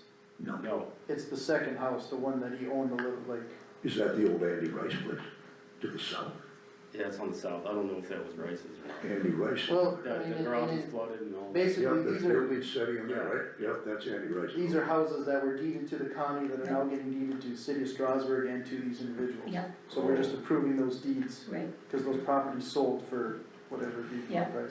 Yeah. And Joe usually drafts those deeds? yep, I got the deeds here, but, Okay, we have you as the chairman, so I'm gonna have to have Amy retype them to put right, Commissioner Materi's name that's on fine, it. but just for clarification, basically, it's just the county signing off on the deeds, property that we took either generally through lack of payment of Lack of taxes, Taxes, yeah, and then either the city of Strasburg or local entities buy it, Buy him back, or they got sold to individuals, so. okay. So basically, you're just looking for approval of those deeds. yeah. So we need a motion to, A motion to I'll make a approve those motion. deeds. is there a motion, this, Gardner? I'll Is there a second, second to it? I'll second. Aaron? All in favor? Alright, All opposed? Motion carried. So now those deeds are approved and you just sign them then. Okay. Robin Mawson is next on the agenda to request and remove Kathy Dosh and add Robin to the clerk of court recording checking account at PNC. Do we need a motion on that? or- The bank needs a motion of this before they can move forward with changing names on bank Okay, accounts, that's why it's on here. So is there a motion to that change, to put Robin on there versus Kathy Dosh, and to remove Kathy? So move. Jim Gardner, I'll second. second by Miller. All in favor? Aye. All opposed? Motion carries. So what are we gonna do with the next one, is HR consultant with Tanya Weiler? Are we calling her, or what's? Well, you know, you guys asked me Yeah, last letter. month to contact her to see if she'd be interested, Yeah.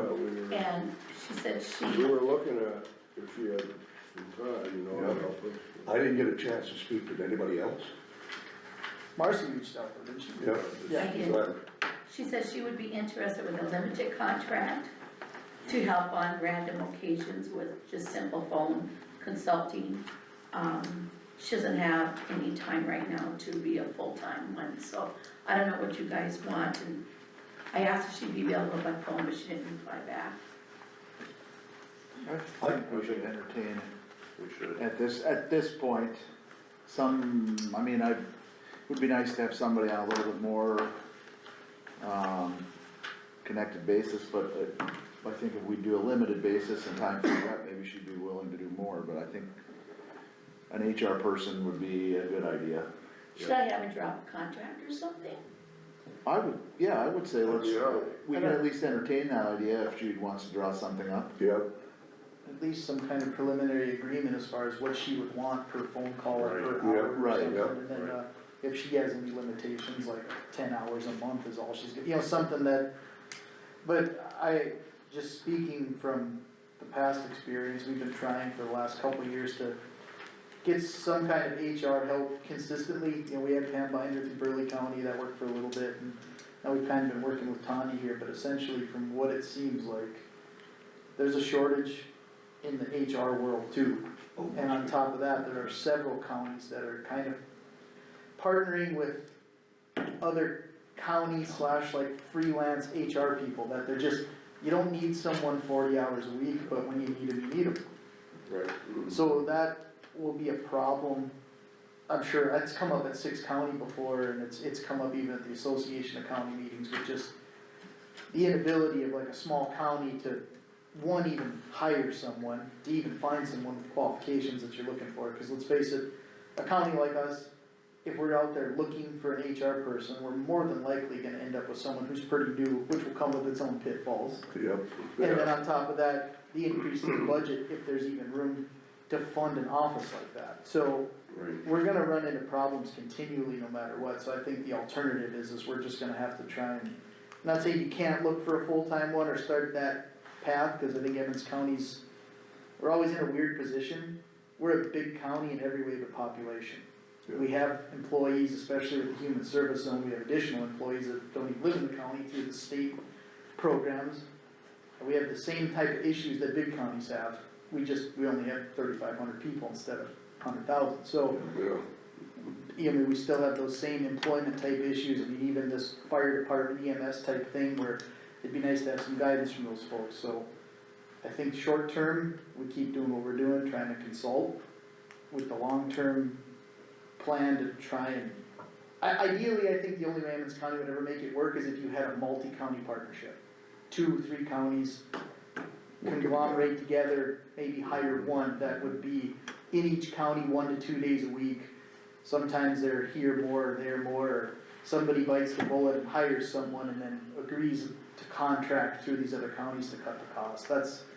And I know through 6 County meeting, there's been very little interest, naturally, we want to partner with Logan, McIntosh, Kidder, almost in a 6 County formation, but none of the other ones seem to be that concerned about it, so maybe they're a few years behind yet, I don't know, but that's probably the future of Emmons County's HR department, if there is one, is probably some kind of, there is assistance through the Association of Counties too, I don't know if we've ever really used it, and I don't know how vague it is since it's a pretty broad. Since Chuck retired, they don't have anybody. Okay, so they don't even offer that anymore, cause they used to offer, like the employee handbook was drafted by the Association of Counties, and I mean, they helped every county in a way, and so there are other ways we can utilize some of that stuff, but like, if we can get Tanya to at least agree to answer the phone, that's probably the best we got Well, right maybe now. down the road, if things Yeah. clear up for her, we'll be on that list as well. And I think it'll be As the letter situation, states it, yeah. it'll be situation dependent, I think if she knows we're trying to like hire a big officer, she would probably come and help us, like, she just doesn't wanna commit to like, Yeah. oh yeah, I'll do everything for you guys, but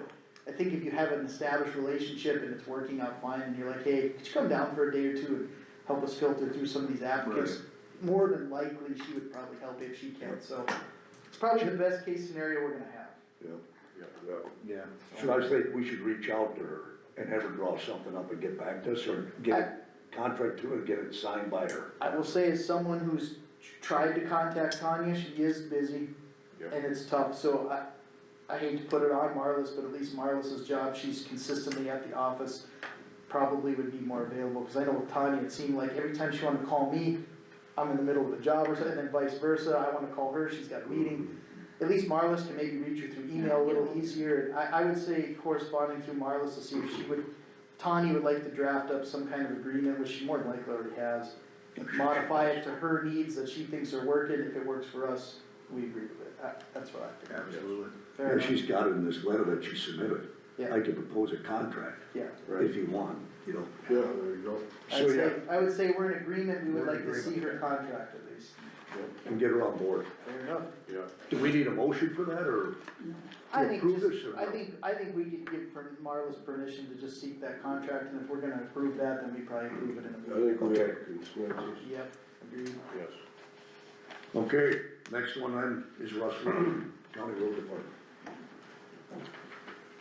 What's that? Sticking to the timeline, Mr. Chairman. Yeah, I gotta push it, I've Hey, seen, I've gotta watched push it, it, you gotta keep say. looking at the clock, and I said, maybe we push, I better. Well, that's a habit you'll develop, don't, Yep. looking at the Yep. clock and Yep. stuff. Yeah. Morning, guys. Morning, Russ. Where do we wanna start? It's yours.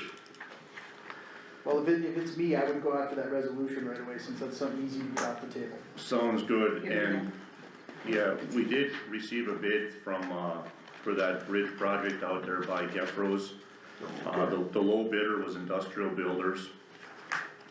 And we did do some interviews as far as the engineering side of it and stuff like that, and Wold Engineering was the person, or the firm that we interviewed. They were the only ones to actually apply for it. The interview went very well. There was myself and 2 commissioners on there. The score went pretty good. I thought things overall, they definitely are a good fit, and I believe that they're a good person to have taking care of it, put it that way. They have a lot of experience. The guys that are working for them have a lot of experience, and I think it'll go pretty well using them. So that being said, my recommendation would be to recommend Wold Engineering to, For this project, yes. okay. So I would make the motion to, hire Wold Engineering for the construction engineering of the road project, PRJ-0015-021. I'll second that then. Okay, Jim Vanderwerf seconded. Who's all in favor? Aye. Opposed? Motion carried. Wold Engineering. And I believe we'll need a motion to accept Industrial Builders bid. Yeah. So I would make the motion to accept Industrial Builders bid on said road project. I will second that. Okay, Magrum and Gardner seconded. All in favor? Aye. All opposed? Motion carried.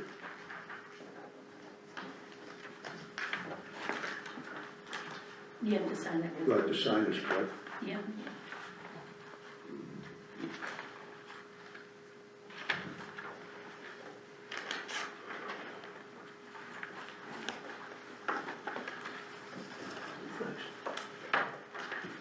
The next on the agenda, okay, that's taken care of. What else do you have, Russ?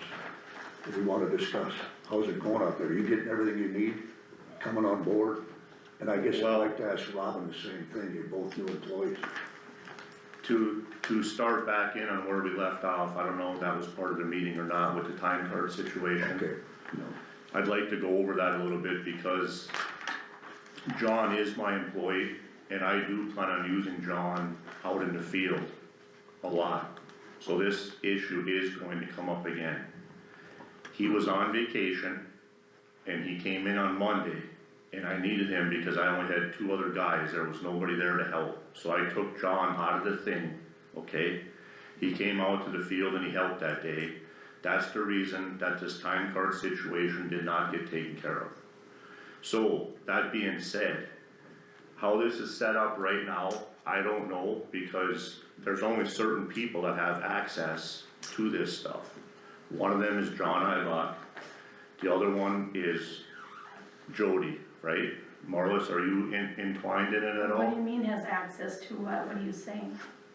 Well, Because John brings in the time cards. He's already got everything down and all Jody has to do is enter the hours and stuff into Okay, the system. so that being said, John told me that he spends roughly an hour and a half a week on the time card deal, okay? My point is it necessary for John to be in the system, in the loop? So, what I'm getting at is if John happens to be gone, just say John got sick and he was in the hospital for a month, what happens? Somebody else would have to take it over. Well, then why can't that happen now? That's what I'm getting at. We need to fix this system. This system is not right, okay? There needs to be more people able to do what John is doing to make this go. Because you can't have just one person able to do this. And that's the way it's set up right now. If John is gone, okay, it don't get done. That's not right. Why, and my point I'm trying to bring across, if it takes John an hour and a half a week, why is Jody that backed up where she doesn't have an hour a week to dedicate to something like It's this? really not Jody's responsibility though for that. though. Okay, well then whose Because is it? she just writes the check, she just does the payroll. Okay, It's not her responsibility to take these time cards and go through them and this and that, that's the road superintendent that needs to sign off on these time cards. Well, okay, there again, and I'm gonna Just get, like with the human services, I'm gonna Michelle's get- responsibility I'm to gonna- sign off on the time for her employees. I'm gonna get criticized for this because I don't know my job again, but this is how this is set up out there. This was set up before I got there, okay? Okay, That it's not right, I know it's not right, because I know the road superintendent should be the one signing off, okay? right, So this morning, before I came here, I signed off on these papers that you guys will go through today, these vouchers. Right. Okay, okay? But I have no verification of who was where, who was doing what time they were there.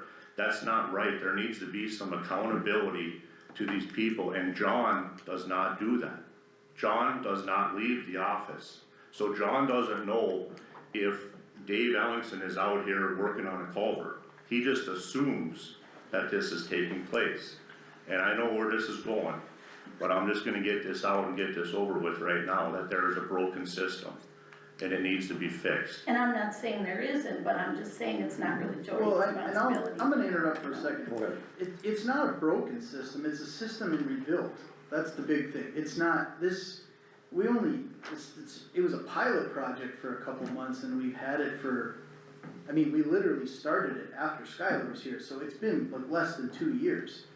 And none of this stuff is set in stone, it's up to the road superintendent to manage that department, and no offense, you've only been here a month, Russ, so if Exactly, you don't like how some of the stuff is going, that's fine, that you are the department head, and if you wanna make changes to that, that's even fine.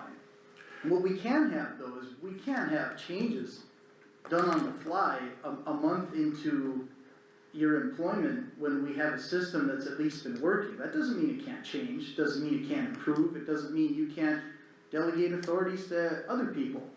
But you can't interrupt the system that's currently working without a plan to fix it existingly, and that's where like this payroll interruption is a problem, because this county doesn't have a problem paying its employees, we have the funds to do it. Whatever the folks have coming to them, they should get paid appropriately and on time, so if you absolutely. wanna make a change to the system, I don't know if anybody here is gonna have a problem with that. You can't just change it instantly, and especially when, to be honest, you probably don't even fully understand how the process works completely. And even ourselves, if there's mistakes in it, they may need to be remedied, but the current program went from handwritten time cards to now we're in a process where the employees are checking in with their time cards and saying what they're doing. And then John processes that, it's all going computerized, it saves time, it saves paperwork, it saves all that stuff. Some, we Yeah, but still, it's we not- still it's- have, we still have some guys doing a paper time card, Mm-hmm. okay? Some guys are doing it on their phone, okay? And like I said, in my opinion, there is absolutely no accountability, and I'm not saying in any way that anyone is stealing hours or anything like that, that's not where I'm going with this.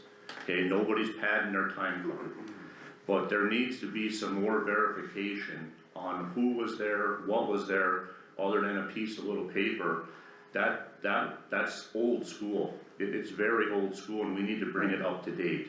And by doing that, there's ways where, in my opinion, again, it doesn't have to go through 3 or 4 different people to get to where it needs to go. It should go from the phone or whatever, straight to Jody, and she has everything she needs, just like she does now.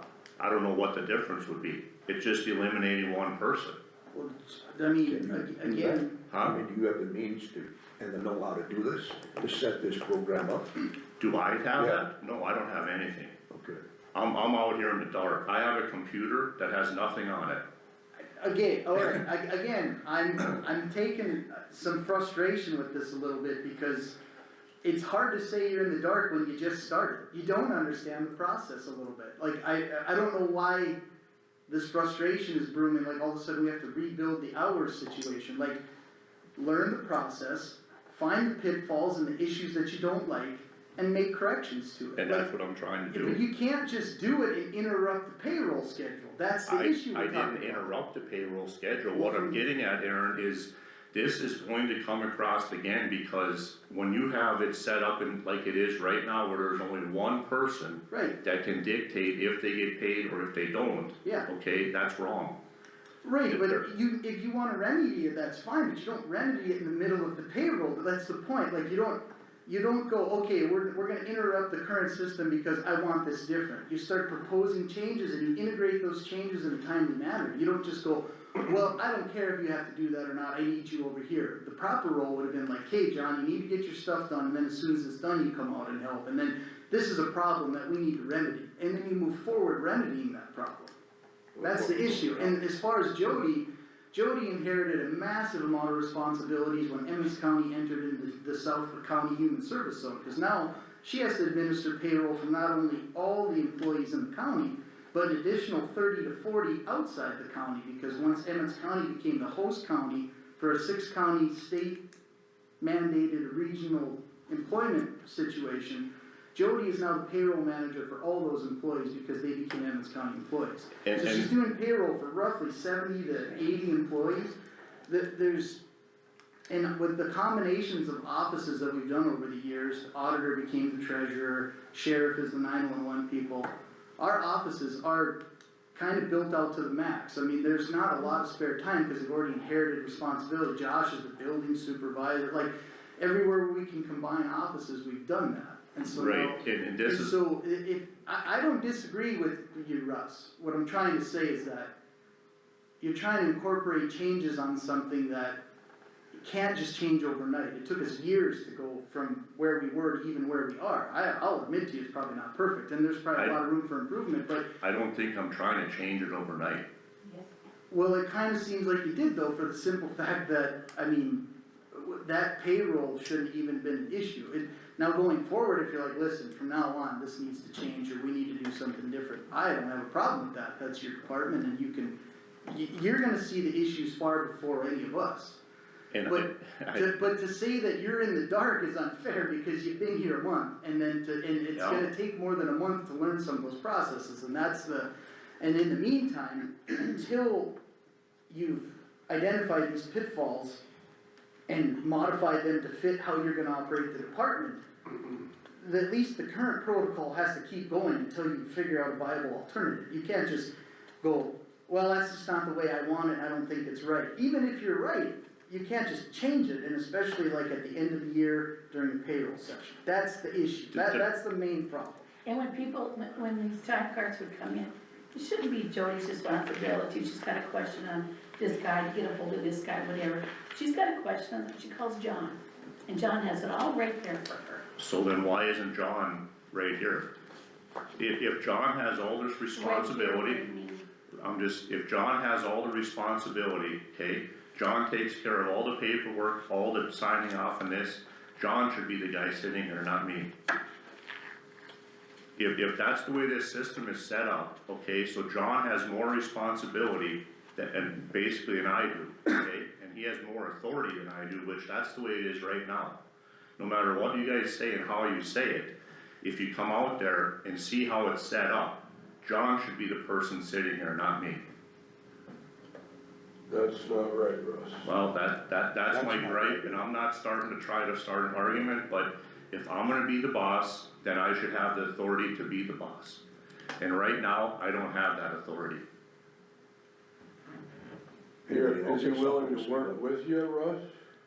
What's that? Is he willing to work with you? I have asked for some things, and I guess there's been some cooperation, you know, some I believe that, I've never agreed with it for a long time. I was here a few years ago when I didn't agree with it, and that was the supervisor's choice at that time. He chose to do it how he did it. That was his decision. I don't disagree with that. I just think that if you have a superintendent, he should have authority over the people working out there.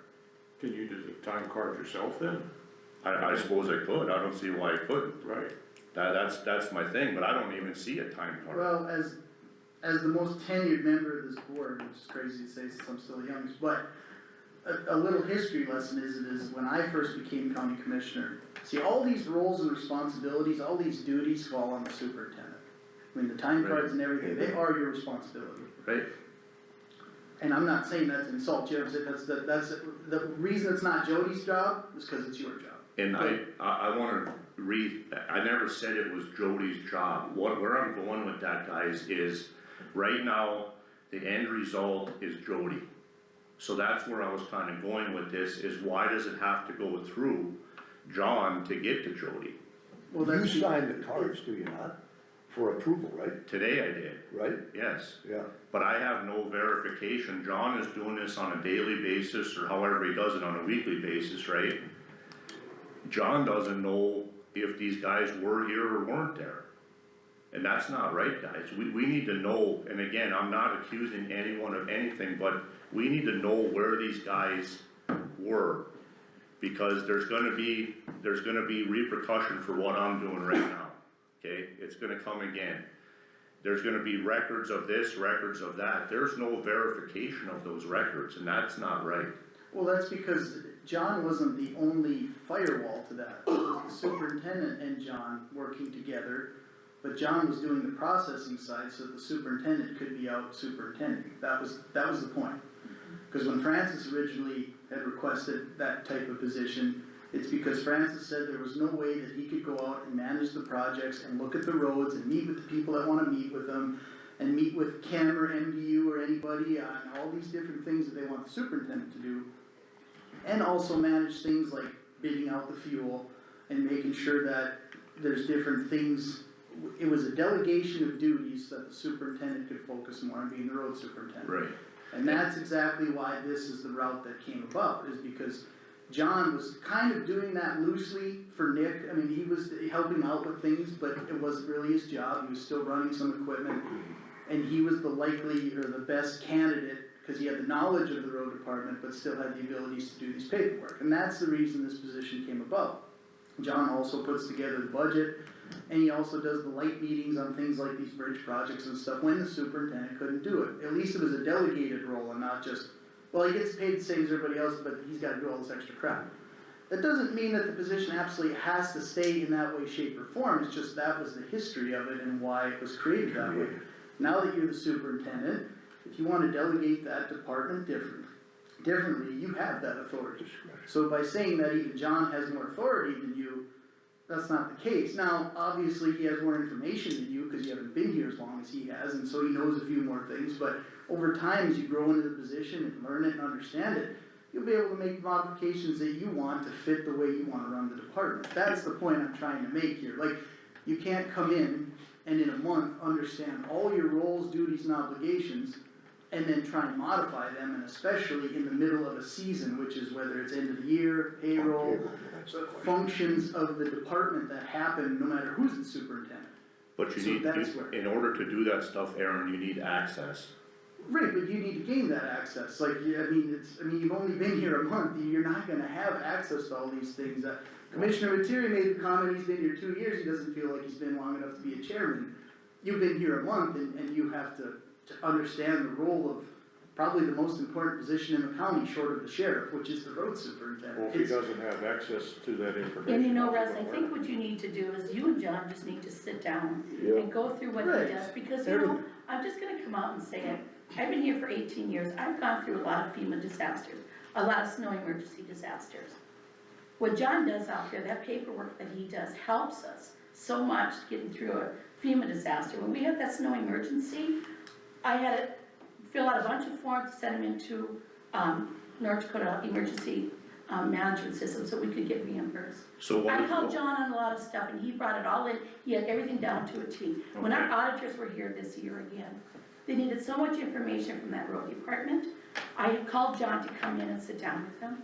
He sat, I think it took him about 4 hours with these auditors, everything got done. He does, I think he does more than what you realize that he does. And I think it's a matter of you and John sitting down together and him explain to you exactly what he really does.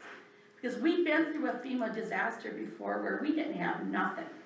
And we hired a project manager, FEMA hired a project manager to come here and work with John for how many months? I mean, there is so much that you have to have these records or you're never gonna get through a FEMA disaster.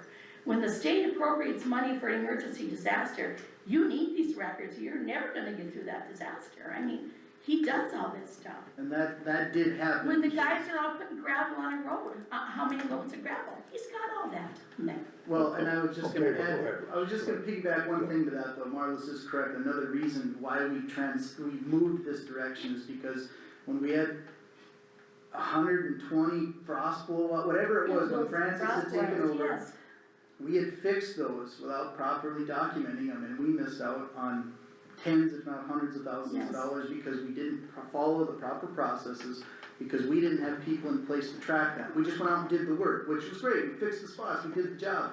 Then later on, when money becomes available, it's like, well, we didn't track every location. And that's why they brought on the idea of the GPS, and we gave the guys county phones instead of their own personal phones. Those were the processes. Now, are they perfect, and is everything we've done great? Probably not, but every superintendent, it's their job and their responsibility to mold the department the way they're gonna see it. And my key point is not that you don't know anything, or that you've only been here a month and it's gonna take months. It's probably gonna take you your first year or two just to even understand some of the processes. And John is your subordinate, so there's no way he can hide information from you. Like, I mean, it's like, I don't really understand that scenario too. Like, I think it's a little bit frustrating to say that you've been here a month and there's just things you don't know, cause it'd be like Jim Vanderhorst here coming in and being like, what's going on with this? Well, you've only been here a month, it's gonna take time to learn it. I'm trying to preach the patience level here. It's gonna take a little bit of time, and you're going through, what, 3 supervisors now in the last 6 years? There's a bunch of changes, there's things that each one implemented that probably aren't gonna fit the way you wanna run it, and it's gonna have to change. Right, and for starters, we don't have time, we really don't. This stuff, Aaron, is so far behind the 8 ball already, that if we waste another year or 6 months or whatever it is, we're gonna be that much further behind. We can't afford to do that.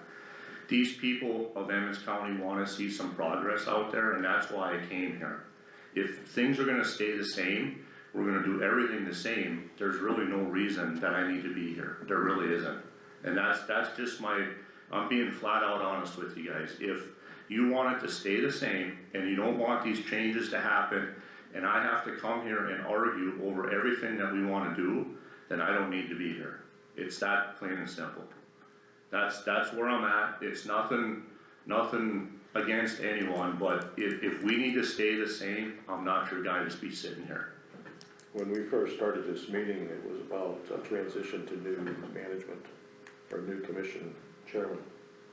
Aaron's here to help us transition, right?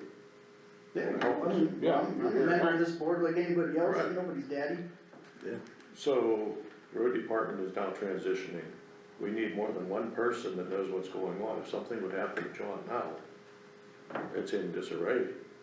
Exactly. We need to work together and get this figured out. There needs to be more communication, and there needs to be a lot of different things done differently, because a lot of stuff out there is solely dependent on one person. Right. And you can't have that and make a company run. That was the reason for the foreman situation, and so on down the line. That's the reason why I wanna do things, because the structure of it is not right. You know? Excuse me, Russ. I seen what was brought back from Morton County on that monthly report submitted to the commissioners and to you every month. I was impressed with that. We know, all of us chairmen, or the board members all know, when it's submitted before the meeting, what our ending balance is. We know what we got for dollars going into the next month. Right. Everything just boom, boom, boom, it's printed out. So simple, did you see that, Jim? Simple, did you see, well, you were there. Very impressive, I thought. I feel as a superintendent, I may be out of line on this, but it's no different than what's gonna happen up in the clerk of court. She's taking the new position, she's gonna do what she has to do to get things done. And I feel that's what the road superintendent should be able to do with his employees, like she's gonna do with her employees. We are short That's of my help. opinion. Okay, I think everyone can agree we're short of help out there. The application process is not good. There's a few possibilities, but nothing that's, To me, I would rather run a little short of help than run with the wrong help. I mean, that's just my philosophy. Yeah. You guys can take that for what it's worth. So what I'm looking at is, John is in a position, John can run equipment, okay? John can help out. I wanna utilize John a lot more than he's being utilized as basically a secretary. I guess that's the word to use. So my philosophy there, do we go and do we try to hire someone for 75,000, give or take, dollars per year plus benefits and whatever, or do we look at bringing John out and bringing another secretary in for half the money? What's more feasible to Emmons County? I don't know why everybody's looking at me, I don't have a problem with that. Here's the deal. No, I'm just, cause everybody seems to be looking at me like I'm like have some love affair with John Ibach. I'm telling you, this road department was a disaster when I became county commissioner. We had good employees, we didn't form a budget, Marlis did their budget. Do you think that's right, having the auditor do a budget for someone who doesn't step foot out the road department? No. Francis came in here and recognized what a lot of us had already recognized. That if you're not gonna manage the dollars, like when you run a business or your farm, do you just let the paperwork sit aside and go do the work? I mean, you'd go broke, right? I mean, if you don't manage your dollars and your funds, you don't check your prices, you don't keep your employees tooled up and geared up and keep them fueled up and everything, there's more to the department than just putting gravel from one side of the road to the other. And that's the position John got put into. Does he have to stay there forever? No. But this department, you talk about Morton County, how many employees does Morton County have in their office for the road department? I know for a fact, Worthy has several, that just track numbers, that do things, that handle the gravel inventories, tires, different stuff. All of that was getting handled by the superintendent. It was too much. It couldn't be done. John was the viable option because he was in both worlds. He could do the paperwork and he also understood the process of the shop. If you wanna put John on the plate, that's fine. I don't even have a problem with that.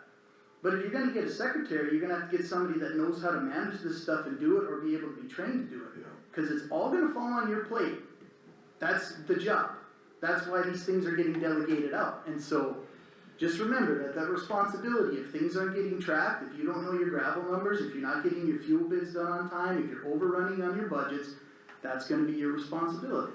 And that's it. It is right now. Right, but to come in and try and implement massive changes after being here a month is gonna be difficult. I'm not saying you can't do it, I'm telling you it's gonna be extremely difficult to transition that way. There needs to be a little bit of a plan and a process, and again, just like your request of the foreman and the pay changes, that coincides with a season in county government, which is generally budget season. We don't form a budget and then go and start hiring and changing everything in the middle of everything. There needs to be a planned goal towards a timeline, which is generally the budget.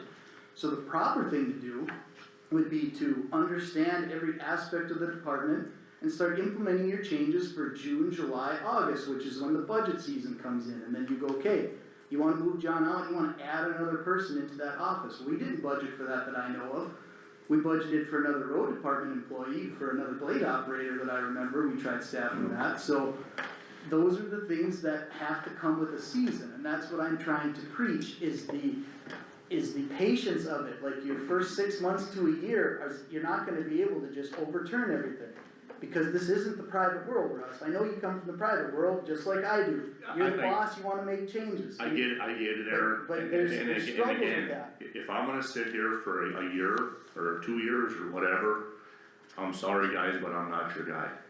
Yeah, but I Okay, thought you had a I long-term came- solution, that's the I other did. question. I came here to help Emmons County get back on track. I'm doing it as I see fit. I see waste, I see stuff that's not being done in the right direction, and I don't like that. So I wanna change that, okay? That's what I'm here to do. If I have to wait to change it, then you're just wasting my wages, because right now, the way I see it, again, you guys can correct me if I'm wrong, and you're gonna say this and this, but if John Ibach has more authority and more control than I have, I'm not your guy to be here. I get your stepping stone, I get that I need help. I'm not saying I don't need help, right? I do need help, okay? But I should be able to tell the help what I need. Well, I agree with that. Well, that's not the situation. So that's my point. I guess you guys can decide, you guys can do whatever you think is right. If you wanna keep it the same, then we'll have to figure something out from there. Anybody else have anything to say? Well, I guess the one thing to kind of bring a comparison was you were in the interview with Old Engineering, right? Yep. Do you think it would have been the proper thing to do to go out and jump in a blade when you had that meeting? Or would you think the proper role is for you to be in that meeting, cause that was your job that day? My understanding from what you guys proposed when I applied for this position and from the past is you wanted a supervisor, superintendent that was not going to be in the equipment and he wanted to be more verifying what was going on and how it was being done versus running equipment. Did I get that wrong? No, Oh, no, I think that was a shortfall in Skyler. That he Okay, was out running equipment and not managing like, I should, yeah. And probably not hands-on like he should have been with the guys. and so Maybe I'm wrong, but, you know. instead of jumping into blade, I don't have a problem jumping in a blade, I'll sit in a blade all day long. But then this other stuff is gonna take a back seat because it wasn't getting done. So I'm trying to turn that around and do that stuff the way it should be. When things are happening, I wanna be there to see what's happening, I wanna talk to this guy, this landowner. And there again, if I misunderstood, it's my fault, but I don't think I misunderstood what you guys were after. Right, but my point is like when you have a specific duty that's got a specific date and time, it's important to attend that, right, and not pass that off for work that you obviously probably can do, but you have to go to a meeting, right? Like, Right, Sorry, I can't help you guys with that, I have to go to this meeting. right, Well, that's, if you wanna talk about the issue that we're talking about, it's not that you can't tell John to go do something outside the office. But on a day when he has a deadline for a duty that he's already been doing, then that has to be maintained. okay. Now, going forward, you'd be like, hey, John, you need to have this done by this date then, or something, or whatever, you need to start training another person to do it. You can start doing those things. What you can't do is on a day when an employee comes in to do a specific task that they've been doing this whole time and nothing's changed up to that point, and then you send him off to run a dozer when he's supposed to be processing time cards so that the employees get paid properly, that's mismanagement. So No. why wasn't that brought to someone's attention? Why did it kind of wait and wait and wait that had to be absolutely done or no one got paid? That was never brought to my attention. Well, cause the expectation that I was heard was that John came in to do time cards that day. That was the expectation. No, John just showed up for work. Nobody said he was even coming in, he showed up. Was he there just to do time cards? He never told me that. Well, that's the conversation that's being had from everybody else, is that he came in from vacation to process the time cards And at the deadline. And it's the last day of the year, we haven't get it done that day. well, then somebody should have said something. if he didn't. Why wasn't he contacted? Nobody told me John was coming in, nobody said it's the last day of your payroll has to be done. We didn't know that, we didn't know, I mean. Is it that, or is it just that it waited to come out now? We needed to get them done that day. Well, then somebody should have said that. He should have been. I think we assumed that John was coming in to do that. But he didn't. Why can't John tell me that? Well, I don't know, that's something you two gotta work out. Right, well, again, I'm Don't telling involve you, the auditor's it's, office on your process. listen, here, hold on, we're just. What am I doing with the auditor's office, Marlon? Why am I involving you? I mean, what you're trying to say is that you wanna put this time card thing on Jody. If John's not gonna do it, then you have to. That's not what I'm saying. It He's not already is saying with that. I mean, Jody. you do it then, I don't care who does Right, it, but just let's if just, somebody does it. let's hold on, again. It comes down to the crux of my original point. You've only been there a month, there seems like there's a communication barrier, there's obviously some growing pains with just the changes. That's why I'm preaching patience to the process and to start working through it, instead of everybody jumping to conclusions of this is their job, this isn't their job. It's gonna take time for you to figure out the flow and then to be able to change the flow. If you come in and change the flow without understanding every part of the process, these are the hiccups we're gonna have, okay? Now, it's not the end of the world, but it's something that can't really be repeated. Obviously, we've identified some communication barriers between you and John. You need to short-term fix it to keep the process going while developing the long-term plan. Put it month, 2, 3 months out. If you're gonna delegate those to other people, or if you're gonna do other stuff. But hiring someone on the spur and things like that are decisions that have to come through here, because if there's one thing the county commissioners control, it is the budget. So Okay, that's where these are, so, you can't just come in and make these requests, like this is all a part of the government versus private end, and the wheels of government move slow, and they move slow for a reason, because you can't change things one or the other, I'm just trying to preach that, I know it's not a great answer, but it's the way it is, and it's gonna take time. And that's why, if you're the long-term solution to the road department, 6 months to a year is not that long a time, Russ, it's not. that's gonna be disputable, Aaron, and that's gonna depend who you talk to. From what I see out there, and from what I see on the roads and from the county people talking, we don't have a week. You know it's bad out there, and you know things need to be changed, and that's what I'm trying to do, and you can't change it by keeping it the same. Well, it's not about keeping it the same long-term, it's about maintaining a certain amount of flow, it's just like anything you change in your business or anything, you don't just modify it overnight, or, sometimes those decisions, they take time to understand and to balance, that's what I'm trying to get at here. And So Russ, what if you wanted us to do different on the 31st? Yeah, I guess you tell me more or less, you're the one that I didn't know nothing about it, that's what Well, I'm I trying to guess- explain to you. I guess that's because it's been like that for years and years, knowing that we have to do payroll. We have to wait until 31st of December to do it. Okay, maybe there should have been a little more communication from you to me, or from I was Jody out to. sick, I'm sorry Well, for that. There again, we only have one person doing one thing, and that's what happens with this stuff, is we run into this trouble. And we're gonna run into this again, because someday somebody's gonna be out or gone or hurt or sick, and we're gonna have the same scenario that we're having right now. Well, do you have an outline as to what's required in certain days within this county government? No, I do not. And maybe that's what needs to be done. Okay, now you know, December 31st is we need to have all the time cards in, because we can't do payroll on January 1st, because you go to a new year. So now you know next year, nobody expects you to know everything, and like I said, and I'm All it would've sure. taken was a phone call. Did you know, James, we had to be done?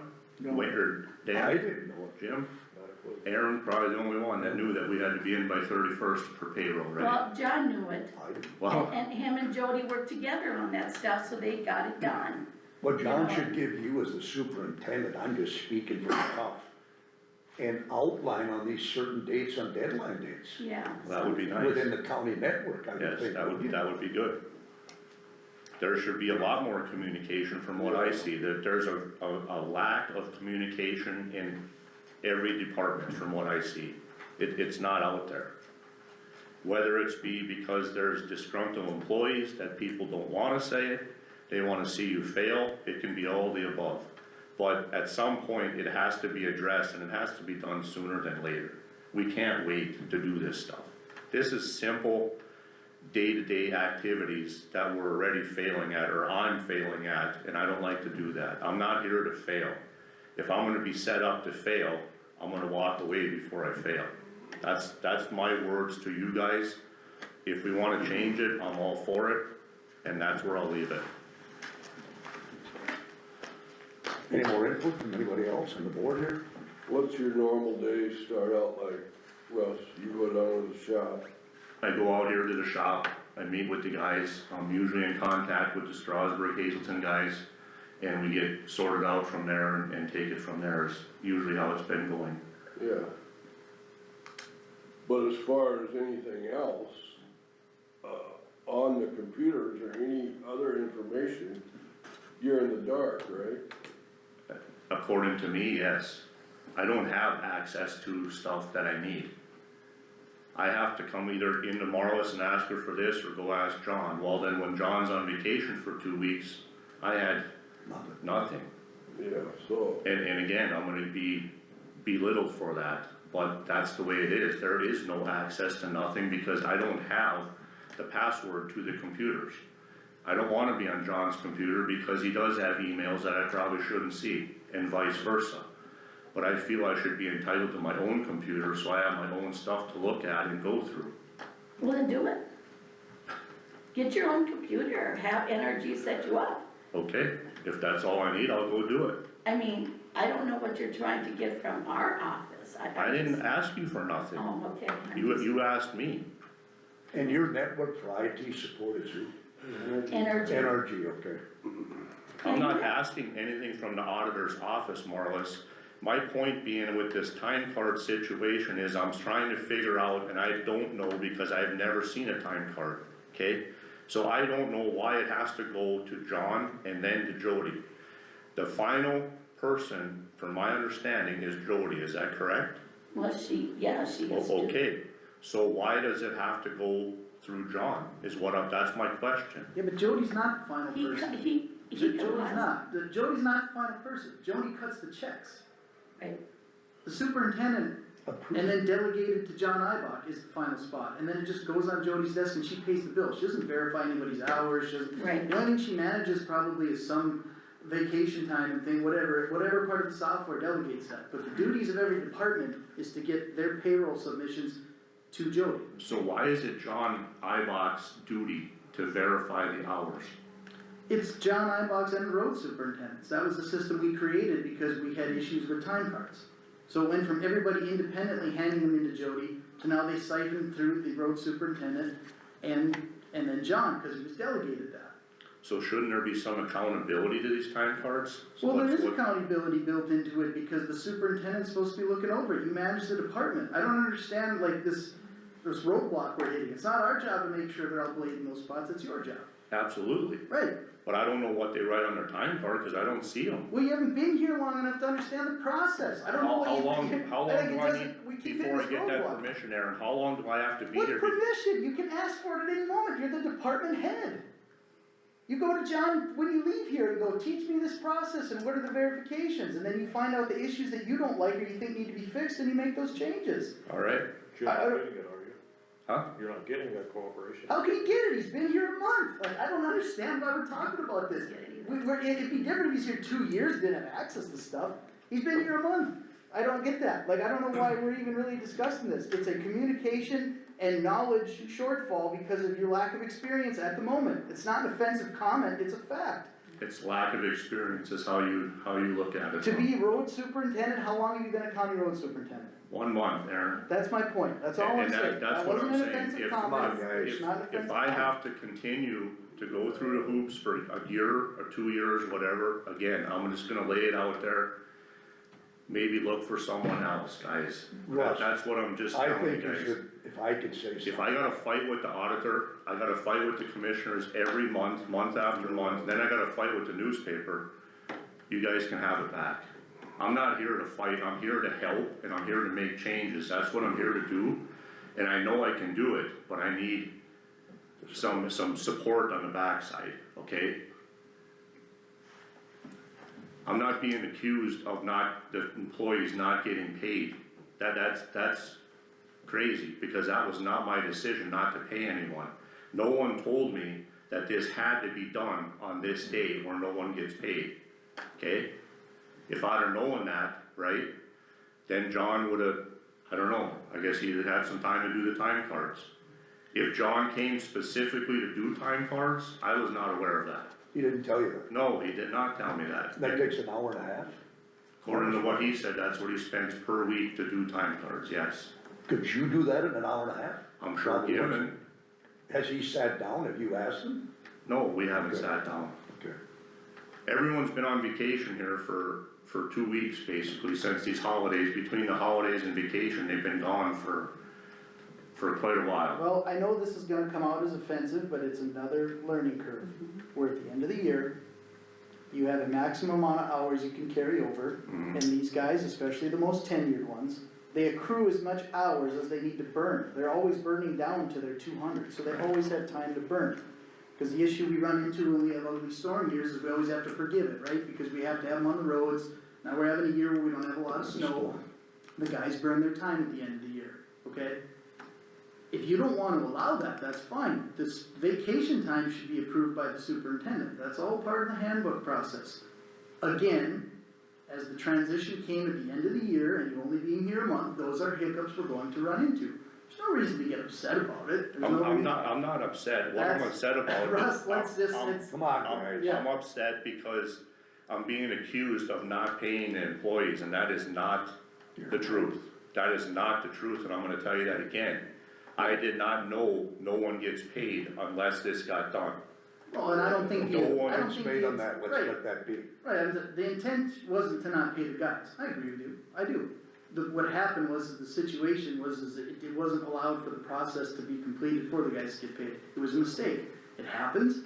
And now you learn, like, you know, okay, this needs to get handled, whether you have John handle it or you do it or whatever, is your job as a department head, but by the end of the month or a certain date, the 25th, whatever date you need to have that stuff in, it needs to get done, that's all. The point I've been trying to preach here is that these are learning curves you're gonna have, same thing with the end of the year. You're gonna have your Gars and your Johns and your Als and these guys that have been here 10, 15, 20 years, they're accruing time, it's hard to burn, and they don't wanna lose it. So they're gonna take a week off at the end of the year, they're gonna take 2 weeks off. Now, if you don't wanna allow that as a superintendent, that's your job to manage their time throughout the year too, and hey, you can't go on vacation for 2 weeks at the end of the year, I need you here, I can, you know, and those are all, and that's why I'm telling you, it's gonna take 6 months, it's gonna take a year, because you're not gonna run into this situation for another year again now.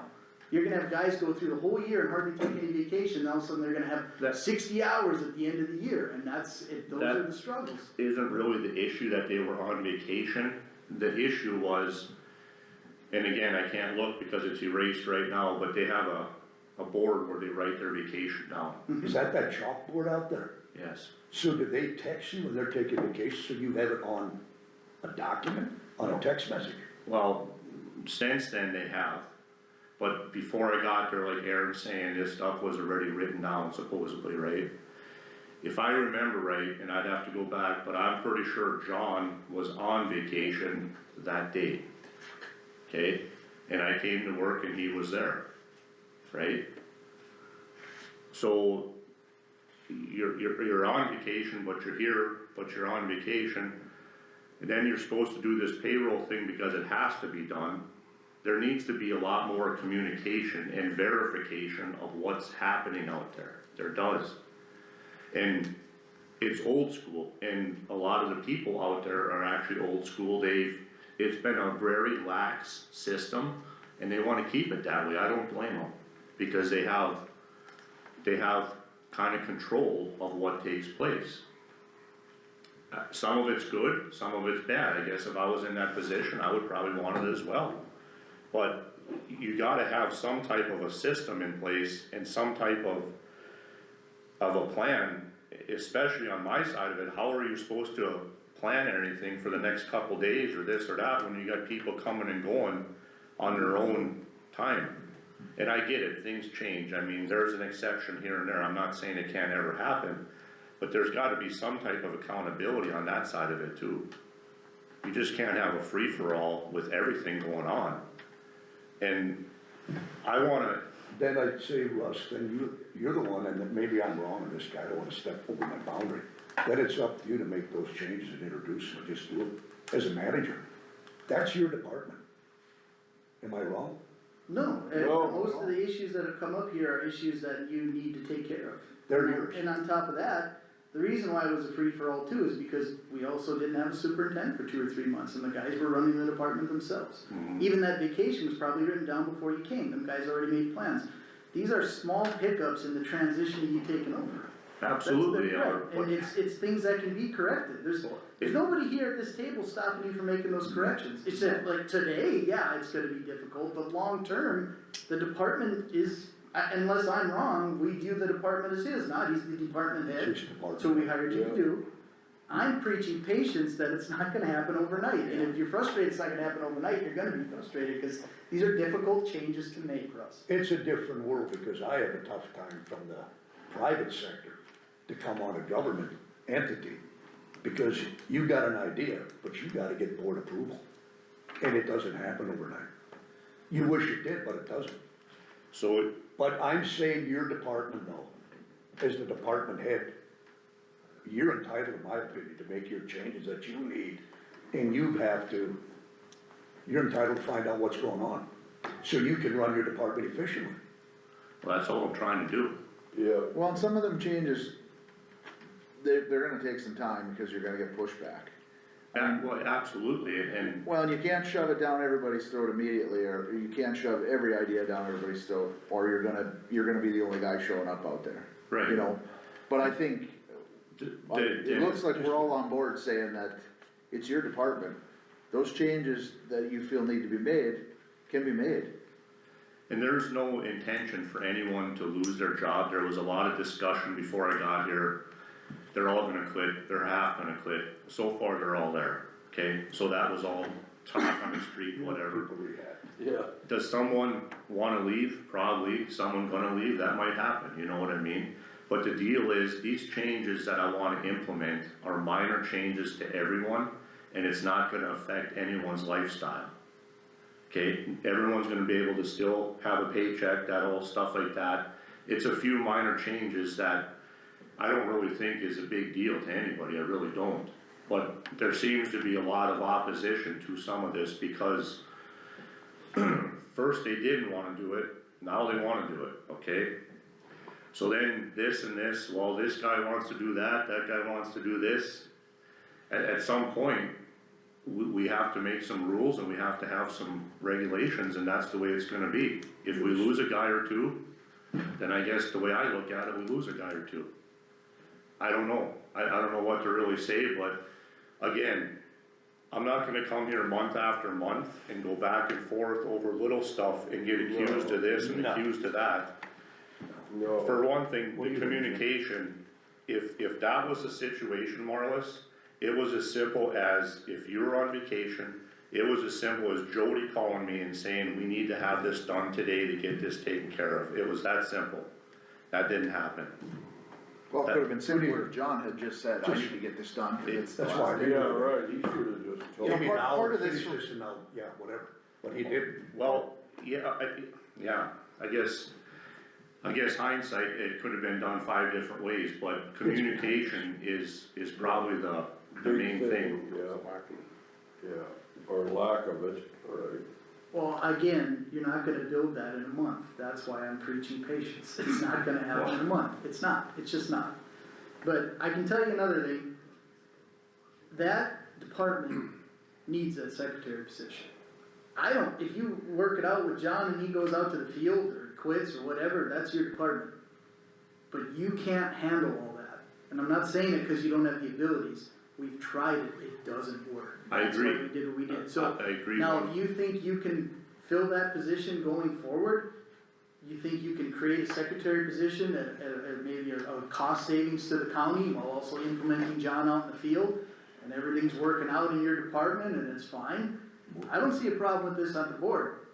But you're not gonna be able to just hire that position out of nowhere, that's gonna have to go through the budget process. So in the meantime, while you're working towards that outcome, you're gonna have to figure out a way to manage your responsibilities in the meantime, whether that's continuing John where he's at, delegating to other people that can be trained in that spot, working with Marlis a certain way, whatever it is you need to do, so that way the process keeps going until you can implement those changes. Cause I can tell you right now, the reason we cut as hard as we did at the budget was because everything that was asked for was over what we could pull in with mills. We didn't go under our limit of mills, we went to the maximum. Right. There's no more room, and I don't mean that like the Emmons County's broke. Our budgeting and funding mechanism has limited how much money we can spend, and we have allocated all those funds. That doesn't mean at the end of the year, we don't have $100,000 left over, cause we had no snow and we saved a pile and fuel, and we didn't burn as much rock, we didn't buy as much culvert, whatever.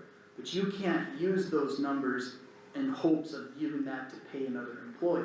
Right. That's why it has to go through the budget process, and why we have to make careful steps to properly make sure that when we hire someone, if they're gonna be full-time, are they going to receive benefits? What is that cost gonna be? Are they gonna need improvements to the office? Because another thing we talked about is you don't have office space if the secretary is out there, John or otherwise. So, those are decisions that have to get made so that way we can continue with these processes. That's the argument. I'm not advocating that John's the only person that can calculate a number out of the road department. But until you figure out a plan to transition out of that, that's the process we have that works in here too. Cause the road department is not just gravel roads. It's money management, employee management, it's a whole spectrum. And that's why we try delegating those responsibilities. So, I don't disagree with you, I agree with you. If you can find a competent person to run that secretary spot and put John, who's a qualified employee, out in the field, I think that's a great process. that was the short-term transition was to put John in that office, and it just never transitioned out of it. Doesn't mean it can't change, it's just, that's what we have at the moment, that's all. That's And it's gonna all. take a little time to process out of that. So back to this time Well card said. situation up there, and I know we can't be Morton County, that's not what we're trying to do here, but It'd be tough. they have a GPS system on their blades, okay? Craig got to see it, Jim got to see it, I was very impressed with it as well, and I know there's been some speculation of spying on people, watching them do this, whatever, this and that. It doesn't show that any picture of anybody in the machine itself, it just shows a thing moving. You can pull that up, and I would encourage all of you to actually see it and see how it works. Because back to the time card system, again, you have accountability to who was doing what at what time and where it was at. It's all right on there on the computer. It was, how do you guys remember what the monthly fee per thing was? $14 or something per vehicle? That wasn't terrible, I didn't think. And it's right through the phone company, and it basically had any information on there that you needed at any time. There's ways like that to simplify some of these situations, some of these things where it's going through 2 or 3 different people, and nobody wants to be accountable for it. At that point, no one really has to be accountable, it's on record of where and what was going on, you know? I know someone still has to sign off, but there again, some way, somehow, we need to figure out how to do this. One person cannot be liable to take care of these situations, okay? If John is gone, someone needs to be able to get in there and do what they need to do to take care of this, or we're gonna have this same thing again, maybe next year, right? We can't just dedicate one person and leave it at that and have it locked up so nobody can get to it.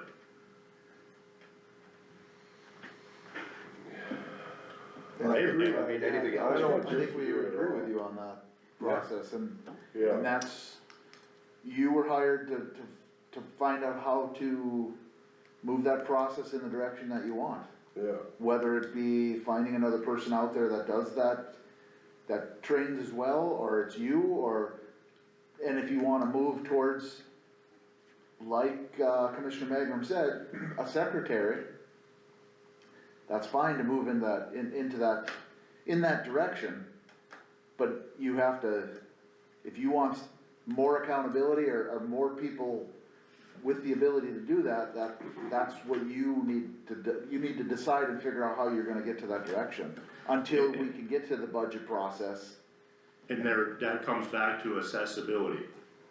Right now, I'm not allowed to get into anything. Well, and then you need to talk to. Why do you look at me like that? I don't. Do you wanna see my computer that has nothing on it? I gotta ask permission from everybody to do anything I want. Maybe I don't wanna talk to John about this, maybe I wanna do this and look and see what's going on. That should be my right. Oh, I think you should just set it up, Russ, call NRG and set it up, so you. My thing was dead in about 2 hours, Marlis, my Your little what? laptop. This laptop's. It was dead in about 2 hours. And then it locks up, you gotta play around with it, I don't know. Well, they should be able to fix that, Yeah, NRG NRG should should be able to fix that. you should be able to get a different laptop if you give them a call. Okay, again, and this stuff was given to me, just handed and here you go. There was no explaining, you can get into this, you can go here, there was nothing, it just, you're on your own and away we go. And I guess it's my fault, you guys are gonna point the blame at me and I accept responsibility. It just, they're just, things are a little bit beyond the, I don't know what you wanna call it, do you wanna call it a big secret, do you wanna call it whatever, but there's a lot of stuff that you really have to go above and beyond in order to get. And that's just my opinion, okay?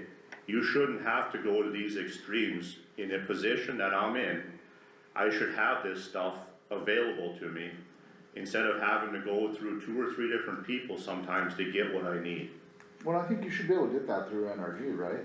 Okay, what exactly do you, like, do you need something from me? I mean, let me know what you want, I'll give it to you. Like, Get a different laptop, let you need. anything from my office, records or anything? I don't know what you're asking. Well, that's just it, you know, but there again, some of this stuff, by the time you go through 3 different people, you know, there's some stuff here in Marlis that everyone doesn't need to know. Maybe I just wanna look at something and see what happened, when and why and whatever. And it's still in the works, where everyone doesn't have to know, you know, just like you have private records that you have access Yeah, to. call me and let me know what you want. Do it, Russ, just I'll call, give it find to out what you. you need. I don't know Alright. what you're asking for. Okay, am I done? Russ, talk to John I will. and just try to work it out with him. You're gonna have to maybe even just tell him that you wanna work, you know.